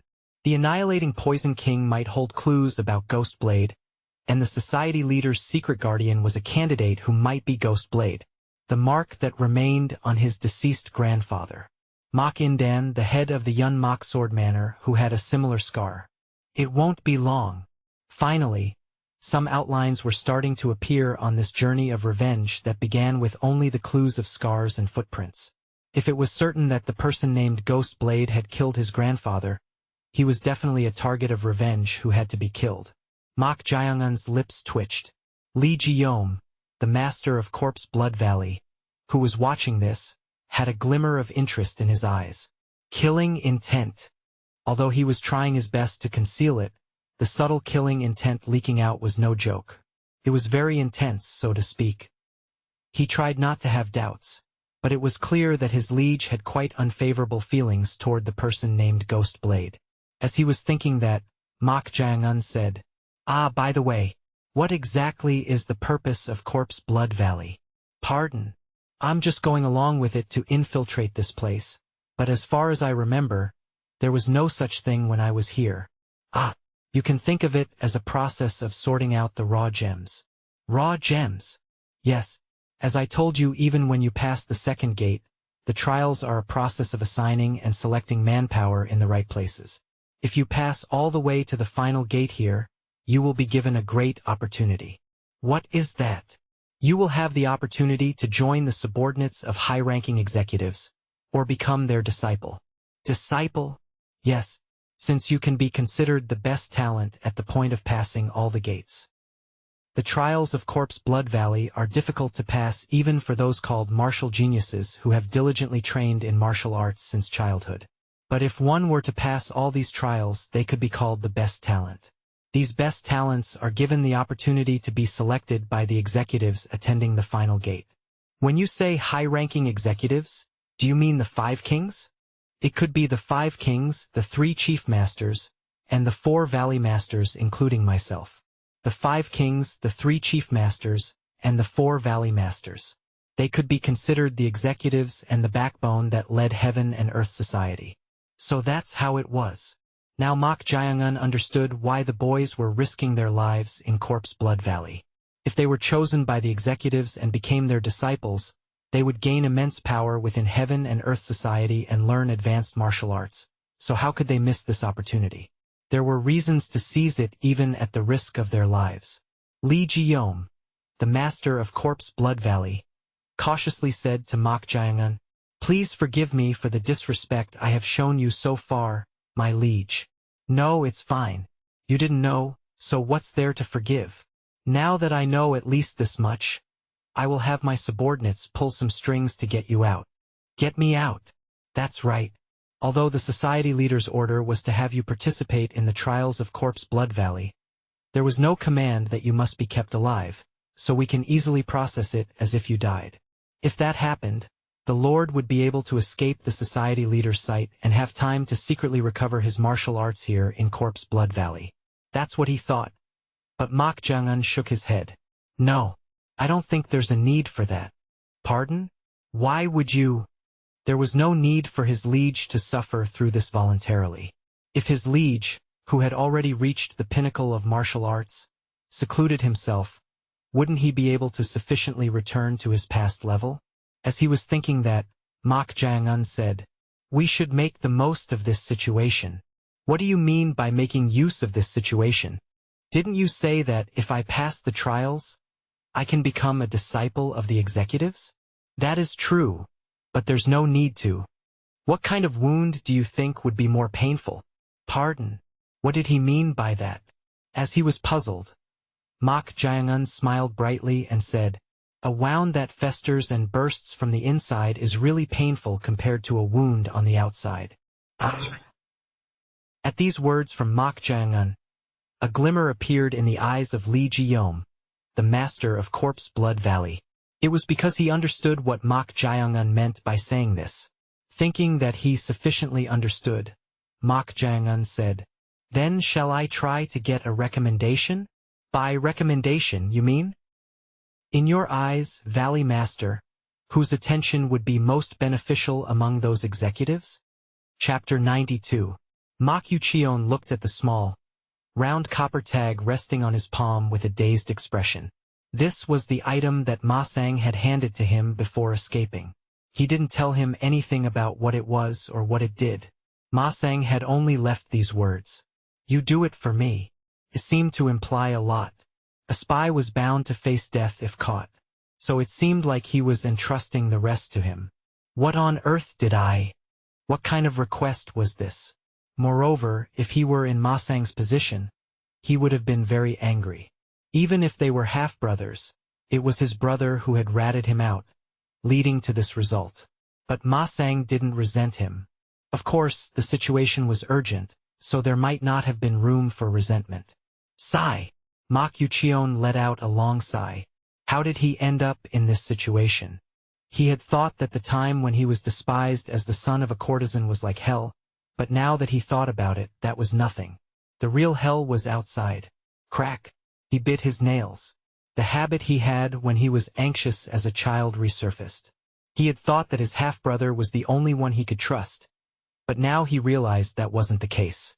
That guy wasn't the same as he used to know him. He didn't know whether he had been hiding it or not, but he was close to being an evil person himself, regardless of the righteous or evil sex. He fit well in this shithole of a place. That son of a bitch. Fucking bastard.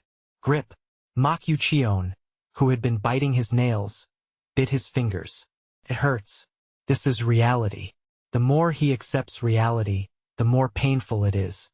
But he couldn't give up just because it was painful. Although Mok Jeong's wickedness made him angry, That guy might be struggling to adapt and survive here in his own way. Rather, it might be himself who was stuck in complacency.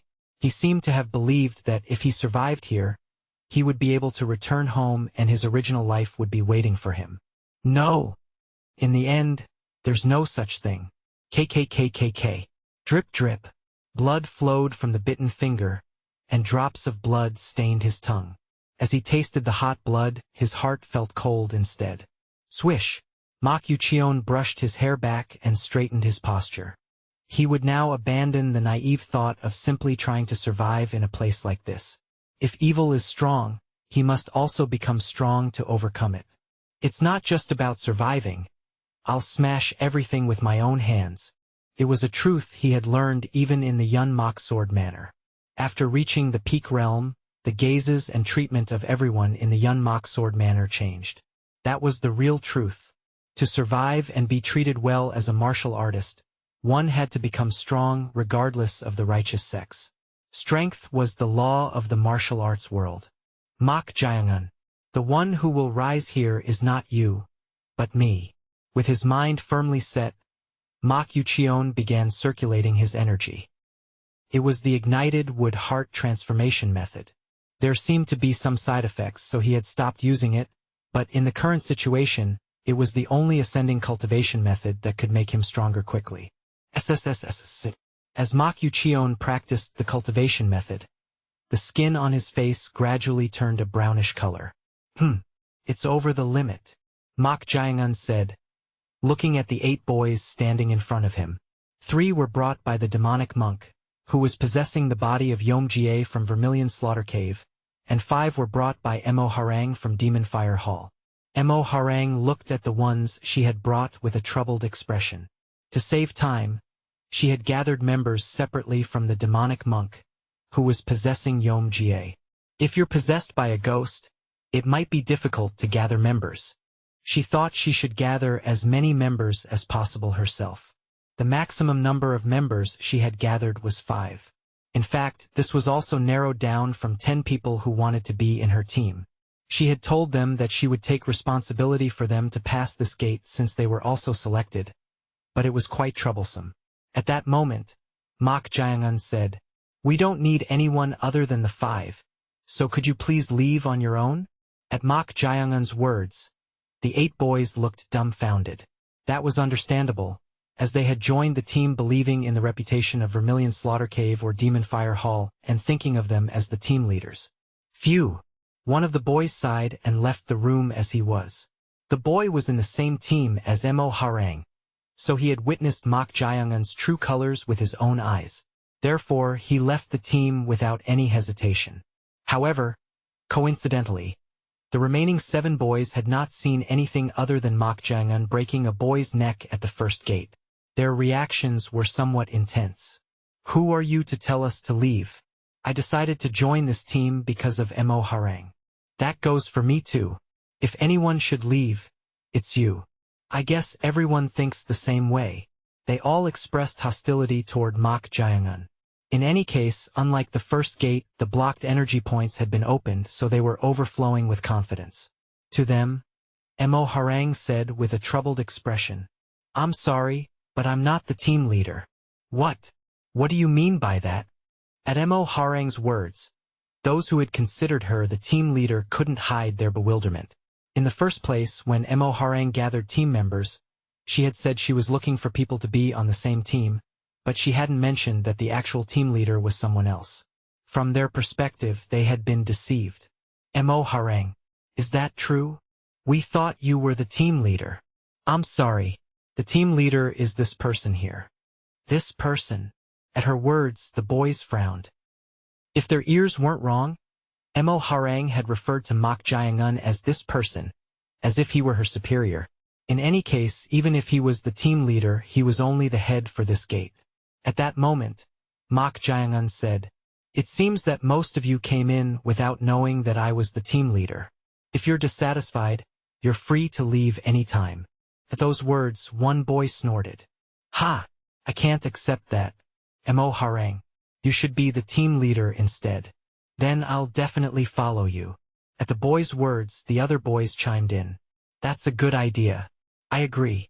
I agree too. If Mo Harang is the team leader, I can follow her no matter what.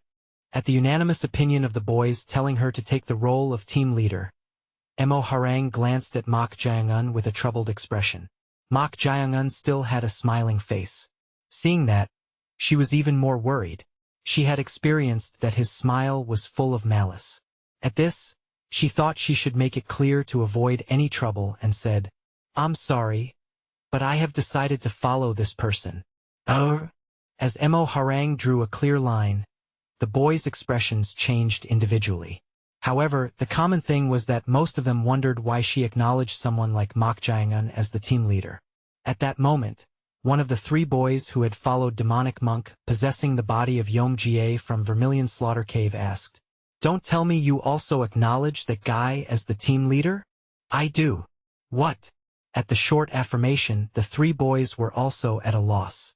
They had also voluntarily asked to be team members knowing the reputation of Vermilion Slaughter Cave. But the very person they wanted to serve as the team leader was serving someone else as the team leader, so they didn't know what to do. To them, Mok Jae-un said, "In any case, you'll be choosing a team leader to pass this gate, so it seems you have a lot of concerns. Doesn't the answer come out when you see that these two people have joined under me?" At those words, the boys alternately looked at Mo Harang, Yeom, and Mok Jae-un. Although they didn't like this guy for some reason, there must be a reason why these two people who wouldn't be out of place as team leaders were following Mok Jae-un. There's some truth to it. Vermilion Slaughter Cave and Demon Fire Hall would have their pride. For them to follow that guy. At this, they started to be swayed one by one. However, not everyone was like that. One boy stepped forward and said to Mok Jae-un, "What have you shown to make us follow you? No matter how much I think about it, I don't understand. If you don't have faith in me as the team leader, then you can quietly leave this room." At Mok Jae-un's words, the boy's expression distorted frighteningly. The boy said while drawing energy from his danjian, "Who says to come and go as they please? You're a ridiculous fellow. I can't acknowledge you." "What will you do if you can't acknowledge me?" Mok Jae-un said with a smile. Then the boy took a fighting stance and said, "If you're so great, let's have a duel." At the boy's sudden hostile attitude, everyone looked at each other, gauging the situation. In fact, there was one thing they were curious about. As they recovered their internal energy, they could roughly estimate the opponent's martial arts level with their energy sense. But no matter how they looked at it, Mok Jae-un felt like he was barely at the first-rate level. On the other hand, it was different for Yeom from Vermilion Slaughter Cave and Mo Harang from Demon Fire Hall. The energy that appeared based on their energy sense was incomparably sharp, and they judged that they were opponents they couldn't defeat even if they attacked in earnest. So they also wanted to confirm it rather than stop him. They wanted to see how skilled Mok Jae-un really was. It was at that very moment. "How dare you challenge this person to a duel in this place?" Suddenly, Yeom from Vermilion Slaughter Cave frowned at the boy who had taken a fighting stance, expressing his discomfort. At his reaction, the boys couldn't hide their puzzlement. Like Mo Harang, even Yeom was acting as if he had pledged loyalty to Mok Jae-un. They couldn't understand what was going on. But then Mok Jae-un raised his hand and stopped him. "Ah, don't be like that. From his perspective, it's understandable to have doubts. But Lord, no, my liege. This insolent human." Swish! Mok Jae-un lightly glanced at the demonic monk, who was possessing Yeom. Then the demonic monk stopped speaking and stepped back. What? Did he just call him my liege? Why is Yeom from Vermilion Slaughter Cave groveling before that guy? Calling him my liege? Is he really hiding his true skills? From the boy's perspective, it only raised more questions. Likewise, the boy who had boldly challenged Mok Jae-un to a duel also started to have doubts about Yeom's attitude. Was his energy sense wrong? As he was thinking that, swish, Mok Jae-un, who was sitting on the bed, stretched out his hand. At that very moment, whoosh, ha! The body of the boy who had taken a fighting stance was pulled forward, and his head and upper body tilted forward. The boy's eyes widened at the strong suction force. But the surprise was short-lived, and to prevent himself from falling forward, the boy spread his right leg and stomped his foot. Thud. Humph. As soon as he did that, smack. Ugh. Mok Jae-un leaped up from the bed, grabbed the back of the boy's head with both hands, and kneed him in the face. The boy's body staggered backward as his face was hit by the knee. Mok Jae-un grabbed the hair of the staggering boy. Grip. Ah. You shouldn't fall over with just this much. Then he smashed the head of the boy, whose nose was bleeding, directly into the floor. Bang! The wooden floor shattered, and the boy's face was buried in the ground. The force was so strong that the boy's body twitched and then stopped moving as if he had fainted. Oh, did he faint already? Mok Jae-un muttered as if slightly disappointed. Ah. At this sight, the boys were at a loss for words, stunned. The boy who had just fought Mok Jae-un had martial arts skills at the end of the first-rate level, enough to reach the peak realm with just some realization. However, he was no match at all. What was that just now? Moreover, what was that thing Mok Jae-un had shown earlier? When he stretched out his hand, the fainted boy's body was pulled forward and about to fall. Could it be void seizing? Void seizing technique. It was a technique that could move objects with profound true energy. Was it possible for someone who looked to be only around 17 years old? No way. That can't be. They couldn't believe it. To the boys who couldn't hide their astonishment, Mok Jae-un said, "Anyone else want to confirm?" No one answered this question. They had already witnessed it with their own eyes, so who would object here?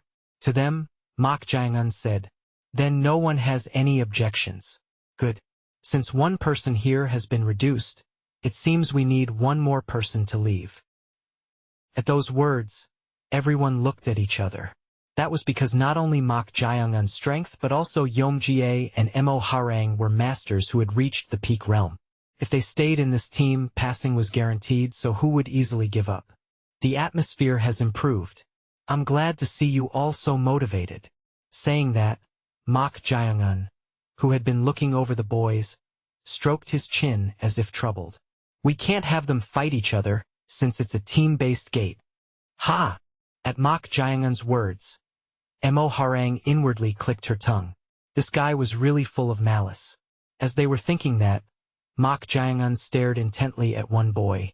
Was he telling him to leave? At this, the startled boy said, I will do my best to follow you as the team leader. Before he could finish his sentence, Mok Jae-un approached him and stood right in front of him. Then he smiled brightly and said, "You're the weakest one. I'm sorry, but it seems you should leave." At Mok Jae-un's words, the boy trembled and couldn't say anything. In fact, it was because he acknowledged that he was relatively weaker compared to the other boys. At this, he silently tried to turn around. Wait a moment. Could it be? Did he change his mind? Thinking that, he turned his head with a glimmer of hope. But, smack, crack. At that moment, his body was suddenly staggering to the side and spinning. Then he soon fell to the floor, hitting his head. Thud. Arg. The fallen boy soon grabbed his leg and cried out in pain. Just now, Mok Jae-un had kicked his ankle, and the force was so strong that his body spun like a windmill and broke at the same time. What are you doing? He was just about to give up and leave. One boy shouted at Mok Jae-un in shock. Then Mok Jae-un tilted his head. Is there a problem? No. He's leaving on his own after you told him to. So why are you doing this to his leg? He couldn't bring himself to say, break. But then Mok Jae-un said, I said not to kill him. Did I ever say not to break a limb somewhere? At those words, the boy was at a loss for words. Breaking his leg here to eliminate him just because he's no longer on the same team. This guy is really... He was speechless. But Mok Jae-un stretched his body as if loosening up and said, It won't end with just this, friend. So what's the fuss? What are you saying now? From now on, we'll be quite busy. Because we have to break the legs of all the other team members except our team before the gate test. At Mok Jae-un's words, the boys' expressions stiffened simultaneously. Chapter 93. 5 boys stood before a door, expressions taut with tension. Their eyes fixed on the door, unease evident as they swallowed dryly. From now on, we'll be quite busy, because we have to break the legs of all the other team members except our team before the gate test. At first, Mok Jae-un's words had been disconcerting. The idea of breaking other cadets' legs before even starting the trial felt outrageous. However, upon further thought, there was a certain logic to this strategy. The longer the trial dragged on, the fiercer the competition would become. But what if most competitors were eliminated beforehand? Our chances will improve. Only a select few could be chosen by the officers. Considering that, there was no need to be particular about methods or means. One boy whispered, "Will it work?" "It should." There were 5 of them and only 2 people inside this room. With the advantage in numbers, a surprise attack would make subduing them a simple task. "You 5 will move together." "All 5 of us? Can't you manage alone?" "Well, no, but..." "The 5 of you go together." "Wait a second. Then you, Yeongjie, and Mo Harang will be working as a team? In that case, wouldn't it be better if we sent 1 or 2 people to support you 3? Why bother with such complications? We're more than capable on our own." True, those who had reached the peak realm could handle top-tier opponents single-handedly. It was like a puppy worrying about a tiger.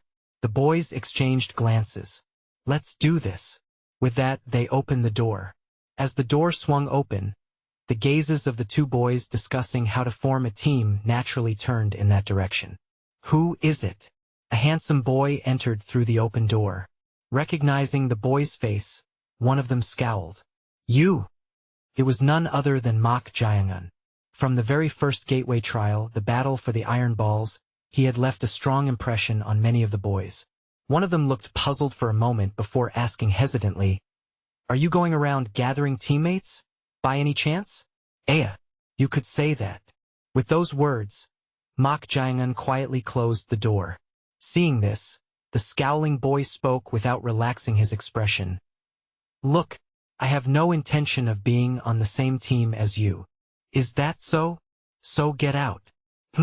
That's a problem." "What's the problem? Go find people who want to team up with you." "I don't want to." Smack! Before he could finish, Mok Jae-un swiftly lunged forward, grabbing the boy's head and slamming it against the bed frame. Thud! Ugh! Then, seizing the boy's right arm as he tried to resist, crack! He twisted it backward. Arf! The boy with the broken arm tried to scream, but Mok Jae-un had already covered his mouth, muffling his cries of agony. Witnessing this scene, the other boy sitting across from them couldn't hide his bewilderment. He had let his guard down, never expecting a sudden attack. What are you doing?" "What indeed?" Mok Jae-un smiled faintly and firmly pressed his foot down on the writhing boy's left leg. Crunch! Snap! As the ankle twisted, the bone pierced through flesh and protruded out. "Aya!" The boy's eyes widened, bloodshot with pain as he struggled in agony. Unable to endure it, he soon lost consciousness. Seeing Mok Jae-un do this without batting an eye, the other boy, perhaps out of fear, hastily said, I'll join your team. I will, so ple. It's fine." "What?" "I've already gathered my teammates. I'm just here to break some limbs."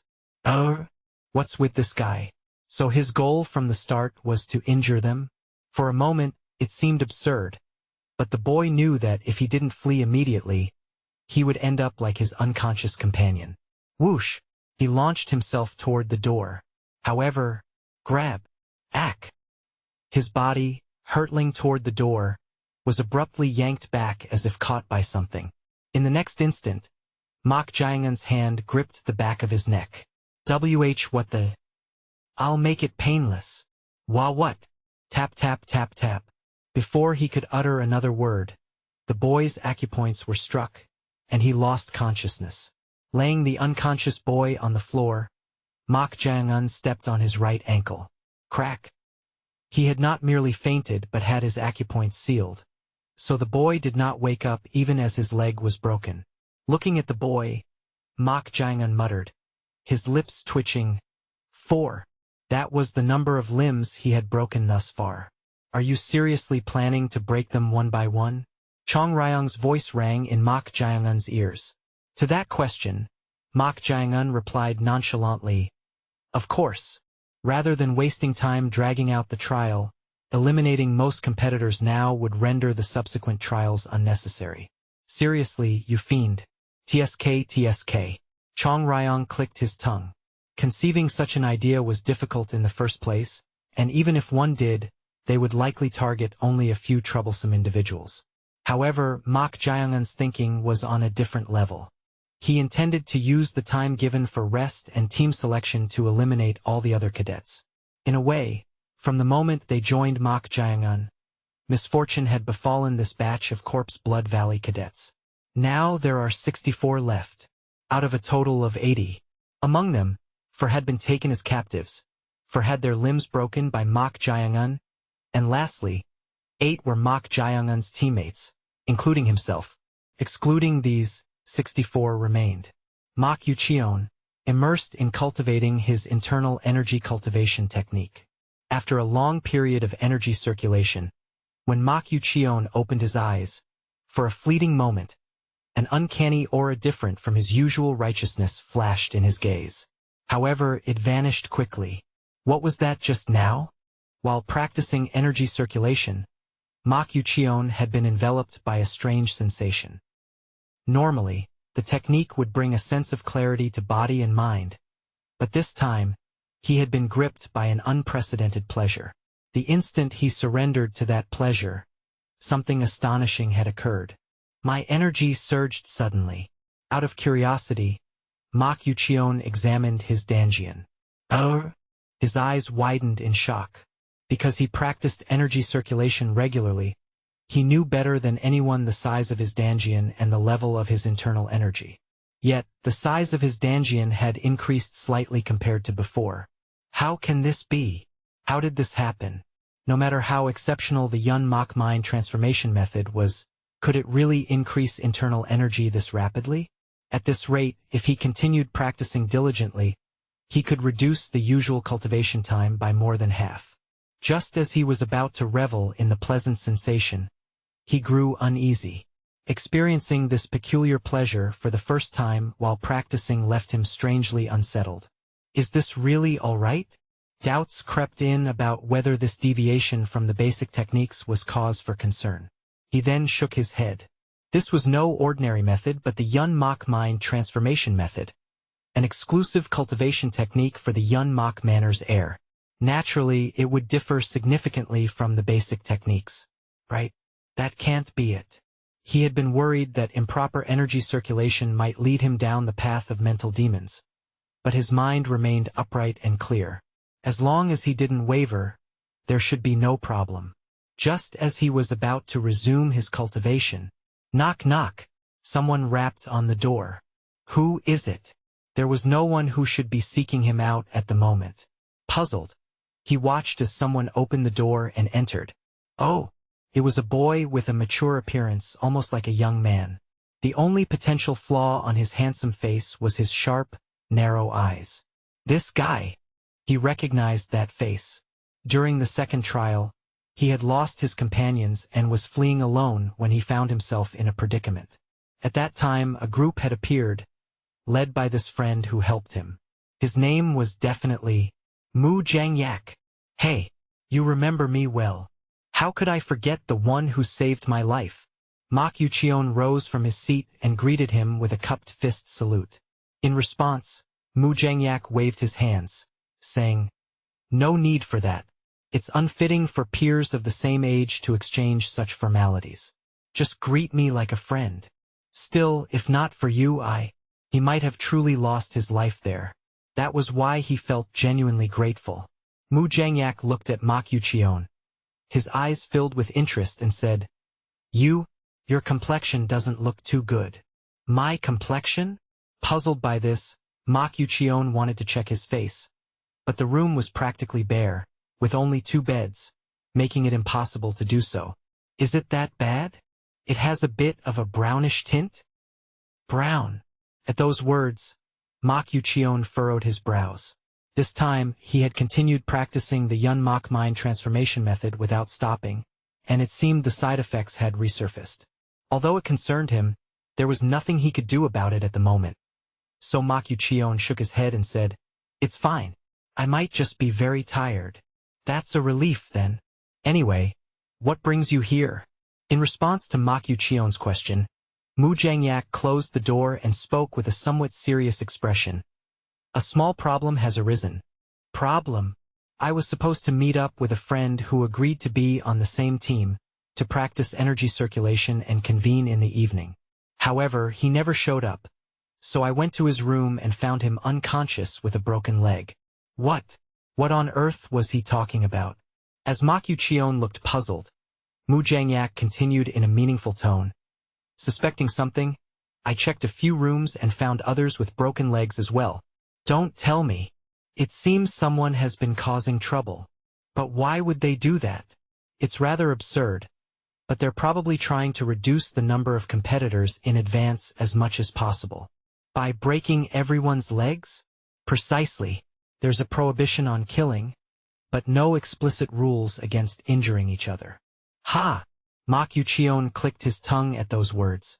It seemed there was truly no concept of fair play in this place. Everyone was eager to stab others in the back at any moment. Crazy. Indeed. Definitely the work of a madman. "That's why I came to propose something to you." "A proposal? Have you found a team yet? Or are you planning to be a team leader?" When Mu Zhangyak asked, Ma Qiuqian shook his head. He had no ambitions to become a team leader anyway, and had been practicing energy circulation with the intention of joining any team. At this, Mu Zhangyak smiled faintly and said, "If you haven't joined a team yet, would you like to join mine?" "What?" "Unfortunately, it seems the friend who was supposed to be on your team was taken as a captive." Ma Qiuqian fell silent at his words. He must have witnessed that. Then Mu Zhangyak waved a hand and said, "Ah, I'm not suspecting you. If I did, I wouldn't have made this offer in the first place. Besides, I had already proposed it back then, right?" "You did." After saving him, Mu Zhangyak had offered him a spot on his team, mentioning a vacancy. However, at that time, Ma Qiuqian had declined, stating that he needed to stay with his scattered teammates. But this time, the situation was different. Honestly, it would be better to join a team. I've already asked my teammates to gather in one room for safety." "Ah. That way we can watch out for each other's well-being. What do you think?" Faced with Mu Zhangyak's reasonable suggestion, Ma Qiuqian saw no reason to refuse. Even though he had reached the peak realm, he had noticed a few cadets with cultivation levels similar to his own, so he couldn't afford to let his guard down. In that regard, perhaps it would be better to stick together with them, as Mu Zhangyak said. "All right, if you'll have me, I'll do my best." At Ma Qiuqian's words, Mu Zhangyak extended his hand. "I'm the one who should be grateful. To have such an outstanding friend like you join us." Clasp. The two shook hands. However, the moment their hands touched, Ma Qiuqian couldn't help but be surprised. This guy. He hadn't realized it before, but the energy he sensed from Mu Zhangyak's hand was not inferior to his own, and might even surpass it. Perhaps Mu Zhangyak had also tried to gauge his level in that brief moment, revealing his energy and allowing Ma Qiuqian to perceive it. "As expected, you're strong." "So are you." In response to Mu Zhangyak's words, Ma Qiuqian nodded in agreement, acknowledging the same. Then, he asked curiously, "By the way, are you left-handed?" The hand Mu Zhangyak had extended was his left hand, not his right. At Ma Qiuqian's question, Mu Zhangyak chuckled and said, "Who knows?" And so a night passed. Early morning, at the beginning of the Chun hour, 7 to 9 a.m. The time for selecting team leaders and members had concluded, and it was now the moment to gather in the plaza behind the dormitory. Someone urgently knocked on the door of the Corpse Blood Valley leader's office. Bang bang. "Leader, leader." At the knocking, the senior warrior assisting beside him said, "It seems they're ready. So it appears. Come in." Soon, a young warrior wearing a red belt entered hastily. Noticing the warrior's somewhat tense expression, the senior warrior, sensing something amiss, asked, "What's the matter?" "Well, there's a small issue." "No, a big problem has arisen." "A problem? I think you should head to the plaza right away." What could have happened to warrant such a reaction? Wondering, Corpse Blood Valley leader Lee Jeong nodded and rose from his seat. In any case, he needed to check who had become team leaders and oversee the proceedings of the third trial, the sword evaluation. And so, Lee Jeong and the senior warrior followed the warrior out of the office. They had to go to the plaza behind the dormitory building anyway. As they arrived, both Valley Master Lee Jeong and the senior warrior simultaneously halted, bewildered by the sight before them. Only 16 individuals were present outside. There were only 2 teams. The senior warrior frowned and asked the warrior, "Why are only these kids here?" "Well, that's..." "Speak quickly." "Well, that's..." "Speak quickly." Urged by the senior warrior, the warrior spoke with a troubled expression while glancing at the dormitory. "The rest are all unable to participate in this trial due to broken legs." "What?" For a moment, the senior warrior doubted his own ears. All the absent individuals had their legs broken? "What nonsense are you spouting? I checked a few rooms, and those who truly couldn't come out all had broken legs." "How on earth?" As the senior warrior reacted in disbelief, the gaze of Corpse Blood Valley leader Lee Jeong, visible through the gaps in his mask, turned toward someone standing in the plaza with his hands clasped behind his back. Unlike the senior warrior, it was none other than Mok Jae-un. Lee Jeong recalled the words Mok Jae-un had spoken yesterday. "Would it be all right if I reduced the number of people a little? Were there fellows that needed to be kept in check separately for the trials? Well, if that was the case, as long as you adhere to the constraints, there won't be significant issues." "Oh, that's quite fortunate." He had said that, but to think Mok Jae-un would go this far. Isn't this a little excessive? Chapter 94. The senior warrior exploded with anger and asked the ordinary red-belted warrior, "Just who the hell pulled this stunt?" "Well..." The warrior quietly turned his head and gestured with his eyes toward someone standing in formation in the square. Seeing who it was, the senior warrior was dumbfounded and at a loss for words. "Is it that bastard again?" Again that bastard. It was none other than Mok Jae-un. He had left a strong impression and obtained the top position in the first and second stages, so even if they didn't want to remember him, they had no choice but to do so. There's no way he could have done it alone with so many trainees. Did that bastard and his teammates do it together? It seems that way. Ha! It was truly absurd. The process of finding team leaders and members that took place last night. It was designed to voluntarily allow the trainees to find team leaders and members among themselves, to see who had the qualities of a leader. Of course, they had expected a fierce competition for team members due to the 4 vacancies caused by the dropouts. And the reason they had only imposed the restriction of no killing was to allow a certain degree of fighting among them. But this was a completely unexpected outcome. Damn it! They had expected at least 5 or more unit leader-level trainees to be selected. But only 2 had been chosen. After the first and second stages, the trainees had already proven their qualifications and mental fortitude to a certain extent, so the goal was to have as many of them advance as possible. However, because of that bastard Mok Jae-un, things had gotten completely twisted. The senior warrior cautiously said to the Valley Master Lee Jeong, "Valley Master, this won't do." "What do you mean?" "It has gone too far." "Too far? Isn't that right? Out of 80, no 76, only 16 have formed teams. If we leave them be, more what? What's the problem?" "Pardon." The senior warrior was baffled by Lee Jeong's words. If they failed to properly filter out the suitable ones by the end of the stage, those higher up might take issue with it. To the worrying senior warrior, Lee Jeong said, "It may be excessive, but no rules have been broken. On what grounds can we stop it?" The senior warrior frowned. Just yesterday, the Valley Master had said they should keep a closer eye on Mok Jae-un. But why was he suddenly being so lenient? "Valley Master, That fellow is not from our sect and is a hostage brought from the righteous faction's Yun Mok Sword Manor. If the process of selecting the best is ruined because of him, the sect master and the executives will surely take issue with it. Perhaps the society leader had anticipated this. At the senior warrior's words, Valley Master Lee Jeong let out a faint sigh. Senior warrior Guak Munjiai. He was like his left arm. So he knew better than anyone how the sect master and the main castle were always finding fault and taking issue with the Blood Valley's events. That was why he was offering this opinion. That may be the case, but it doesn't matter. In any case, it was the sect master who sent that fellow. It will be difficult for them to hold me responsible for something caused by his whim. But we will proceed as planned. I accept your command.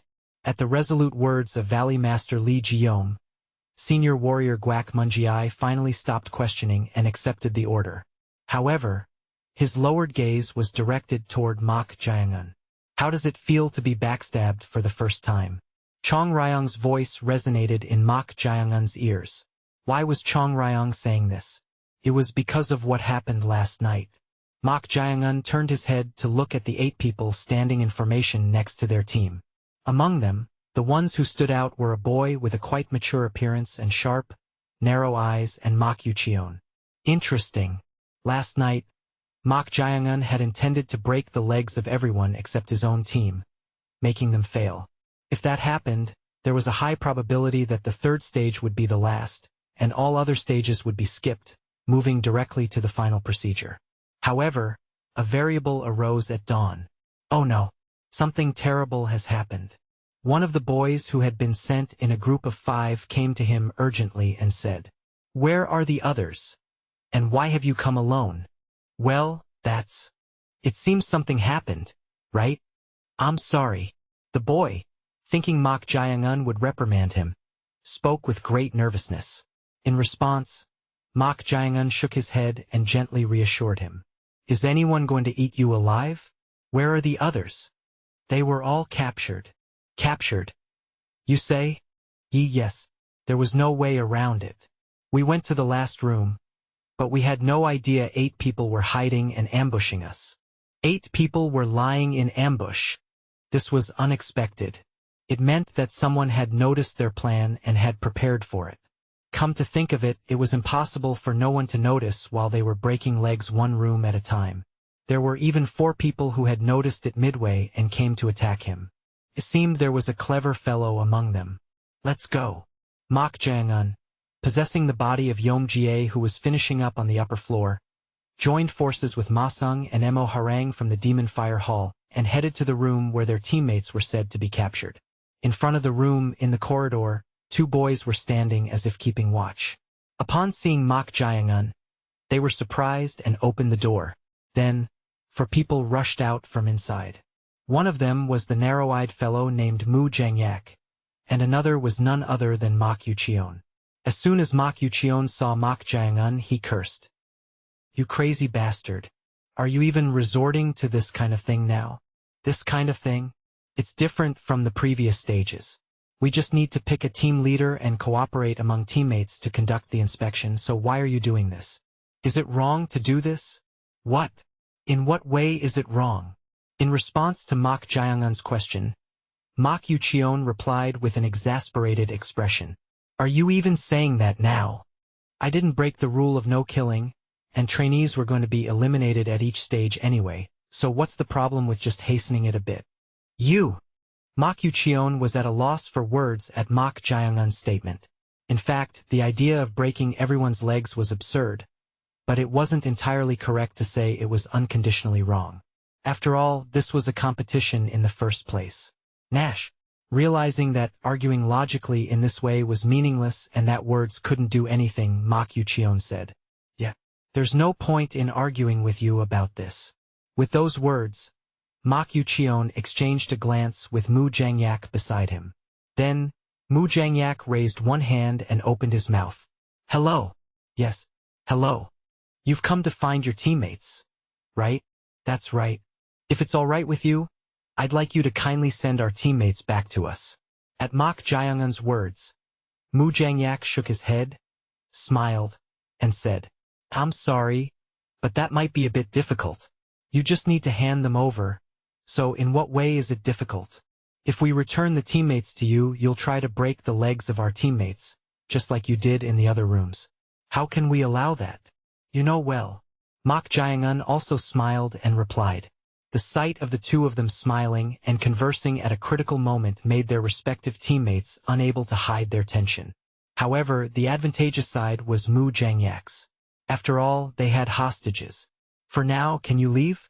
We don't want to needlessly fight with your team and exhaust our strength." "Is that so?" "Yes. If you do that, we'll kindly return the captured teammates tomorrow morning." An unexpectedly smooth proposal.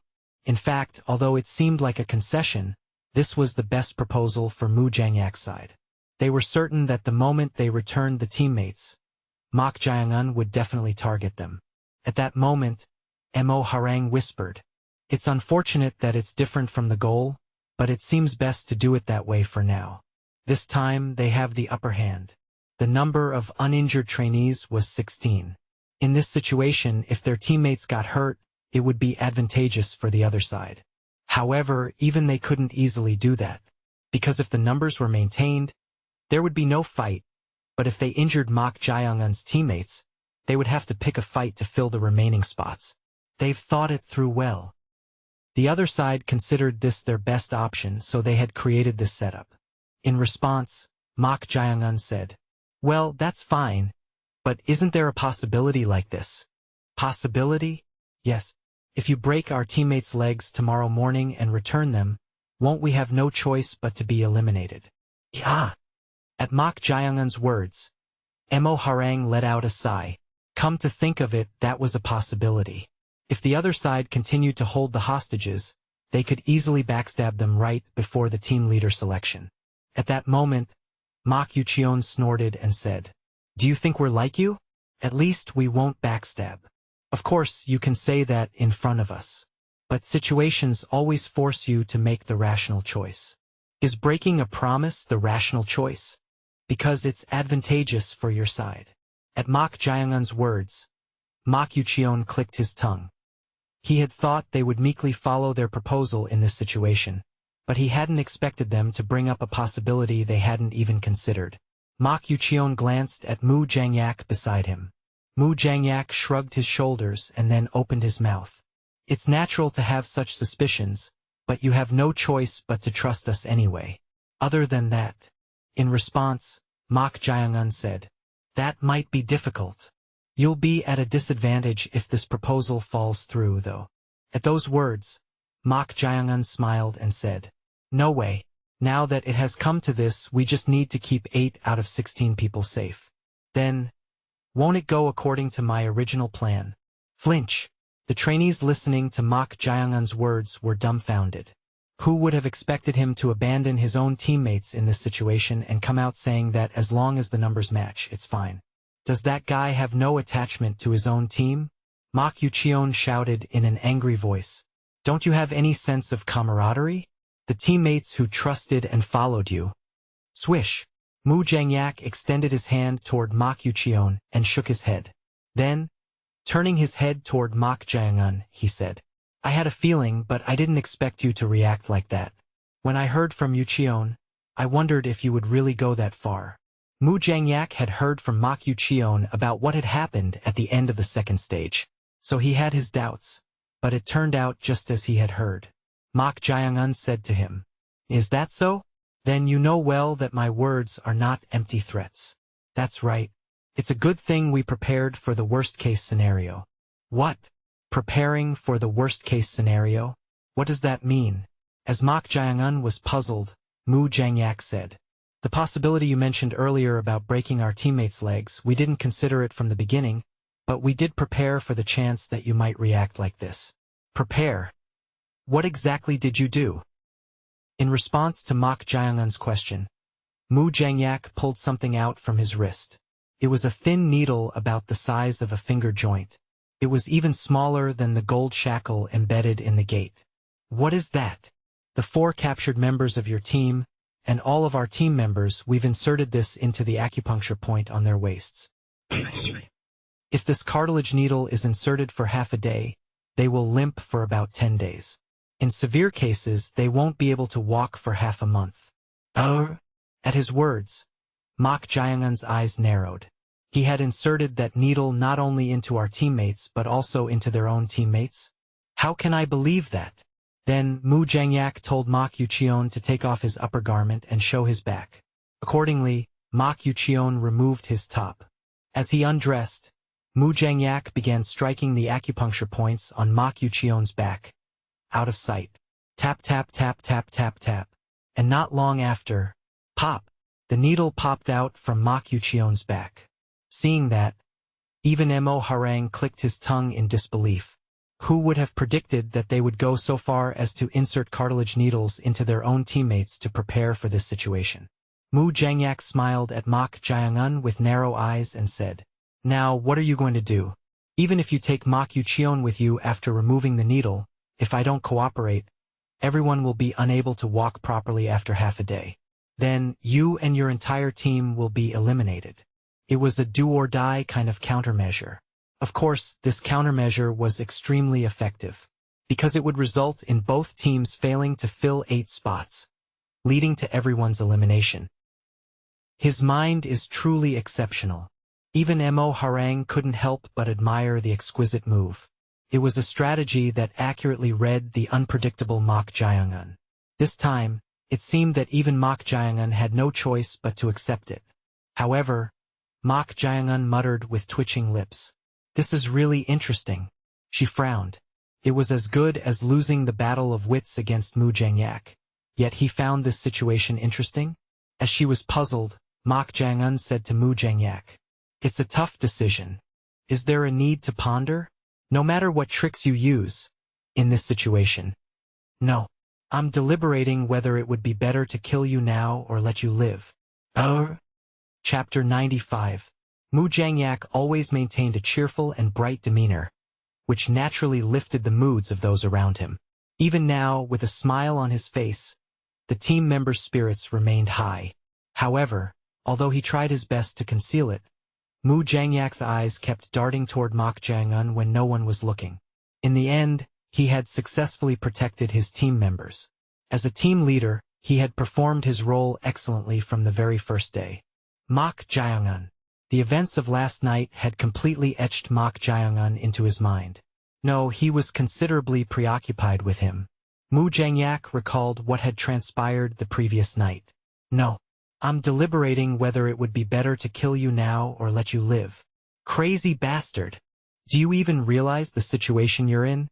Mu Jangyak's team members were dumbfounded by Mok Jae-un's absurd words. In the current situation, Mok Jae-un had no choice. If he dared to touch even one person, they would ensure that everyone was eliminated from the trial. Yet, he was spouting such nonsense which was nothing more than a bluff.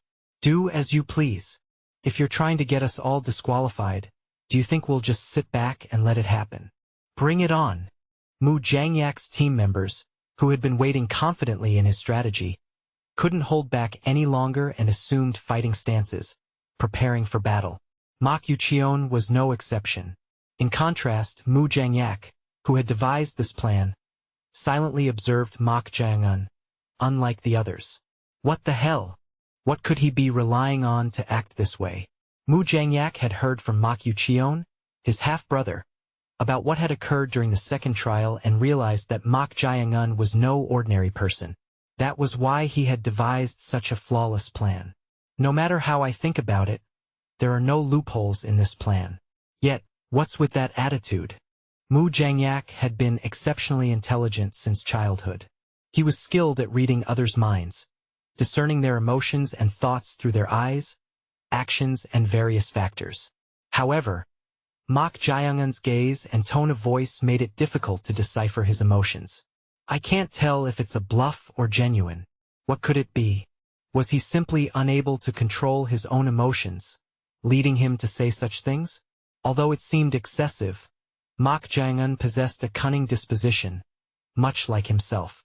In fact, although he hadn't disclosed it to everyone, if the first tactic had succeeded, he had intended to break the legs of Mok Jae-un's team members at daybreak, just as Mok Jae-un had said. That way, they could naturally eliminate him and his team.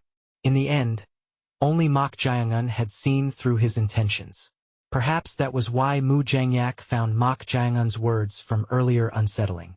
At that moment, Mok Jae-un stared intently at him, chuckled, and said, "Let's end it here for now." "What?" Mok Yucheon retorted in response to Mok Jae-un's words, as if they were absurd. Was he babbling as if bestowing mercy, even though he was in a disadvantageous position? Although they had followed Mu Jang-yak's plan, there were 3 individuals on their side who had reached the peak realm. Yun Muong from the esoteric realm gate, who was guarding the hostages in the room, Mu Jang-yak himself, and Mok Yucheon. They outnumbered the other side and held the advantage in a fight, certainly not in an unfavorable situation. "Stop bluffing, Mok Jae-un. Think what you will. Send 2 of your members over here. To be fair, we should also hold hostages until morning. We're the ones holding the knife, yet you dare." "Fine." "What?" Just as they were about to refuse, Mu Jang-yak readily accepted the proposal. His team members, including Mok Yucheon, couldn't hide their puzzlement at his attitude. Why was he accommodating them when there was no need to do so? Mu Jang-yak explained to them, "They've made a concession, so there's no point in further provoking them. But trust me." In the end, both sides agreed to exchange hostages and hold them, and the night passed peacefully. However, Mu Jang-yak heard Mok Jae-un muttering quietly, "What a pity. I had hoped you wouldn't be so wise." Flinch. The moment he heard those words, a strange chill ran down his spine. Just who was this fellow? He had prided himself on the fact that among his peers, there was no one worthy of his attention. He didn't consider Yun Muong from the Esoteric Realm Gate, Yom Jie from the Vermilion Slaughter Cave, Mo Harang from the Demon Fire Hall, or even Mok Yucheon, whom he had recently met, to be particularly special. Yet, for the first time, a feeling of wariness toward someone had emerged within him. And that person was none other than Mok Jae-un. If he becomes an enemy, perhaps I should kill him. An unprecedented situation where nearly a quarter of the cadets were eliminated before even taking on the trial. Although it sparked considerable controversy, since no rules were violated, the issue was not pursued, and the trial proceeded. Of course, due to this incident, an additional constraint was introduced. From now on, until all trials are completed, any private fights or acts of harming each other among the cadets are strictly prohibited. It was to prevent further variables from arising. As previously announced, the 3rd trial was a sword formation test where one had to subdue their opponent. The name of the sword formation was Heaven and Earth 8 Inscriptions Formation. It was a sword formation based on the changes of the 8 trigrams, developed by the previous leader of the Heaven and Earth Society. Perfectly executing it and subduing the opponent would result in passing the trial. The allotted practice period was a mere 3 days. Those 3 days passed quickly. The remaining 2 teams, 16 individuals, were the most skilled among the cadets who had entered Corpse Blood Valley. Naturally, both teams easily passed the 3rd trial. The one who received the top score in the 3rd trial was not Mok Jae-un but Mu Jang-yak. Although Mok Jae-un's team had also utilized the sword formation well to subdue their opponents, Mu Jang-yak's team had perfectly overwhelmed their opponents without a single injury. In conclusion, there were no flaws.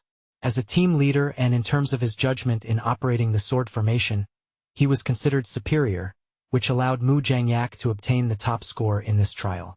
The 4th trial involved traversing a trap-filled maze in the darkness.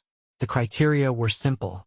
Burning an incense stick that could measure time, if one emerged before a third of it burned out, they would gain the qualification of a unit leader and pass this trial, allowing them to proceed to the final trial. If they emerged before 2/3 of the incense burned out, they would earn the qualification of a Daiju but forfeit the right to take the next trial. Naturally, those who failed to pass through would be eliminated with the qualification of a senior warrior. Originally, the trial scheduled for this round was supposed to utilize the iron balls obtained during the iron ball competition, but due to the mere 16 remaining participants, it was inevitably skipped, moving directly to the 5th trial. This was exactly what Mok Jae-un had intended. And so, the 16 cadets took on the 4th trial. The results were as follows. 6 individuals emerged within 1/3 of the incense burning time, 5 individuals within 2/3, and 5 individuals failed to emerge within 2/3, totaling 10 individuals who were disqualified from the final trial. Those who failed to pass the trial were disappointed but had to be content with the qualification of a senior warrior, while the 5 who emerged within 2/3 could at least earn the qualification of a daiju. Senior warrior Guak Munjiai said to Valley Master Lee Jeong, although there were 2 variables, the expected individuals passed. The 2 variables Guak Munjiai referred to were the hostages from the righteous faction's Yun Mok Sword Manor clan, sent by the society leader. He had naturally assumed that these 2 would not even survive the first or second trial. However, that expectation had been completely shattered. I see. It's them. The 6 individuals standing side by side in the plaza. Those who had passed the 4th trial were Mok Jaeung-un, Mok Yucheon, Yom Jie from the Vermilion Slaughter Cave, Yun Muung from the Esoteric Realm Gate, Mo Harang from the Demon Fire Hall, and Mu Jangyak. Who passed through the maze the fastest? It was Mok Jaeung-un.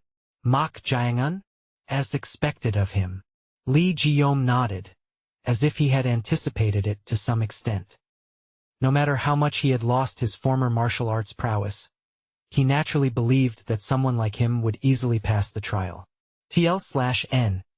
At this point Lee Jeong thinks that Chong Ryong, former lord of Lunar Vein, is possessing MC's body. While I could use she/her pronouns to indicate it's Chong Ryong he's talking about, I think that's going to confuse people more. So I'm sticking with he/his pronoun from here on. After all, you guys do know who's he talking about, right? How much time did he take? He emerged when the incense had burned about 1/6, not 1/3. 1/6. At those words, Lee Jeong's eyes gleamed with interest. He had expected Mok Jaeung-un to pass the fastest, but this was beyond expectations. At this level, it was almost as if he had simply run straight through flat ground instead of a maze. We were also greatly surprised. Guak Munjiai had been dumbfounded upon seeing the incense. No matter how exceptional one's chi sensitivity was, this was absurdly skillful. It was incomprehensible how someone who appeared to be at most a first-rate level could emerge faster than those who had reached the pinnacle realm. Did he conceal his martial arts? No, that couldn't be. If that were the case, he would have to be at a higher realm than himself, who had reached the pinnacle. But he was certain that Mok Jaeung-un, who was merely 17 years old, couldn't possibly be at that level. Just what kind of brat was he? As they were pondering, Valley Master Lee Jeong clicked his tongue and asked, "Who emerged second fastest?" It was Yom Jie from the Vermilion Slaughter Cave. Oh ho! Yom Jie passed through the maze when about half of the incense had burned. This could also be considered a remarkable achievement. In fact, throughout the history of the maze trial, no one had ever passed within half of the incense burning time. Today, both Mok Jaeung-un and Yom Jie had broken that record. These 2 individuals had passed through so swiftly, as if they had traversed a well-lit path rather than darkness. The Vermilion Slaughter Cave has sent a capable talent. It seems so. However, they appeared to be unlucky this time. Due to the presence of Mok Jaeung-un, a complete monster, they were unable to receive the spotlight. Who was third? Mu Jangyak and Mo Harang from the Demon Fire Hall passed before a quarter of the incense burned out, while Mok Yucheon and Yun Muung from the Esoteric Realm Gate passed within 1/3. The level of this year's cadets has significantly improved. Although many variables had come into play, this was the first time since Lee Jeong had taken charge of Corpse Blood Valley that more than 1 or 2 individuals had passed within a quarter of the incense burning time. In fact, passing within 1/3 alone could be considered an indication of exceptional chi sensitivity. From that perspective, for the officers seeking the finest talents, this selection process could be regarded as successful. What shall we do? The top score is evidently. Isn't it already determined? Indeed. Senior warrior Guak Munjiai reluctantly replied. A hostage from the righteous faction had pushed aside all the talents of the main sect and was about to receive the top score for the 3rd time. It was only natural to find it unpleasant. Yun Mok Sword Manor. Just how did they train their disciples that not one, but both of them had reached the final trial of Corpse Blood Valley? However, if two individuals, who were mere hostages despite being sent by the society leader's orders, were to assume positions within the main sect, would the sect's warriors be able to accept it? Tap. Standing on the platform in front of the plaza, Corpse Blood Valley leader Lee Jeong held up the top score plaque and said, "Mok Jae-un, step forward." Yes. Mok Jae-un walked up to the platform. Lee Jeong gave him a brief glance and handed him the top score plaque. Then, he spoke as if addressing everyone. "The fourth top score is awarded to Mok Jae-un, who passed through the trial the fastest." At his words, the 5 individuals standing side by side gazed at Mok Jae-un with varying expressions. In fact, since this was the 3rd time, most of them had no particular feelings about receiving the top score. However, they couldn't help but react to the words that followed from Lee Jeong. Prior to the final trial, those who have received top scores will be rewarded by our sect. Rewards? Wasn't it simply an honorary title? However, there were only 2 individuals here who had received top scores: Mok Jae-un and Mu Jang-yak. Among them, 3 were in Mok Jae-un's possession. Regardless of what the benefits were, it was almost as if he had a monopoly on them. Those who have obtained 1 top score will be rewarded with the Heavenly Earth Pill, crafted from our sect's secret method. At these words, Yun Muong from the Esoteric Realm Gate and Mo Harang from the Demon Fire Hall couldn't hide their astonishment. The Heavenly Earth Pill was a medicinal pill made from the Heaven and Earth Society's secret method, and they had heard that the production and maturing process alone took 10 years. Moreover, the medicinal ingredients that went into a single pill were said to be worth 1,000 gold, so the quantity was quite limited. Yet, to think it would be given as a reward. How fortunate! Although Mu Jang-yak didn't show it, he was delighted inwardly. Consuming the Heavenly Earth Pill, a refined medicinal pill, could grant 1 internal energy equivalent to nearly 10 to 15 years of cultivation. Damn it! He changed the name. The name! Mok Jae-un was puzzled by Chong Ryong's sudden remark. Chong Ryong then snorted and said, "It's not Heavenly Earth Pill, but Moonlight Pill. The Heaven and Earth Society's secret method, my ass." Judging by her anger, it seemed there was some untold story behind this that only she knew. As they were contemplating, Corpse Blood Valley leader Lee Jeong continued, "Here is the benefit for those who possess 2 top score plaques. They may enter the Corpse Blood Valley treasure vault and obtain a secret manual of their choice. Naturally, most of them are secret manuals of the Ascending Martial Arts." Ascending Martial Arts? 2. At the mention of the second benefit, everyone's interest was piqued for the first time.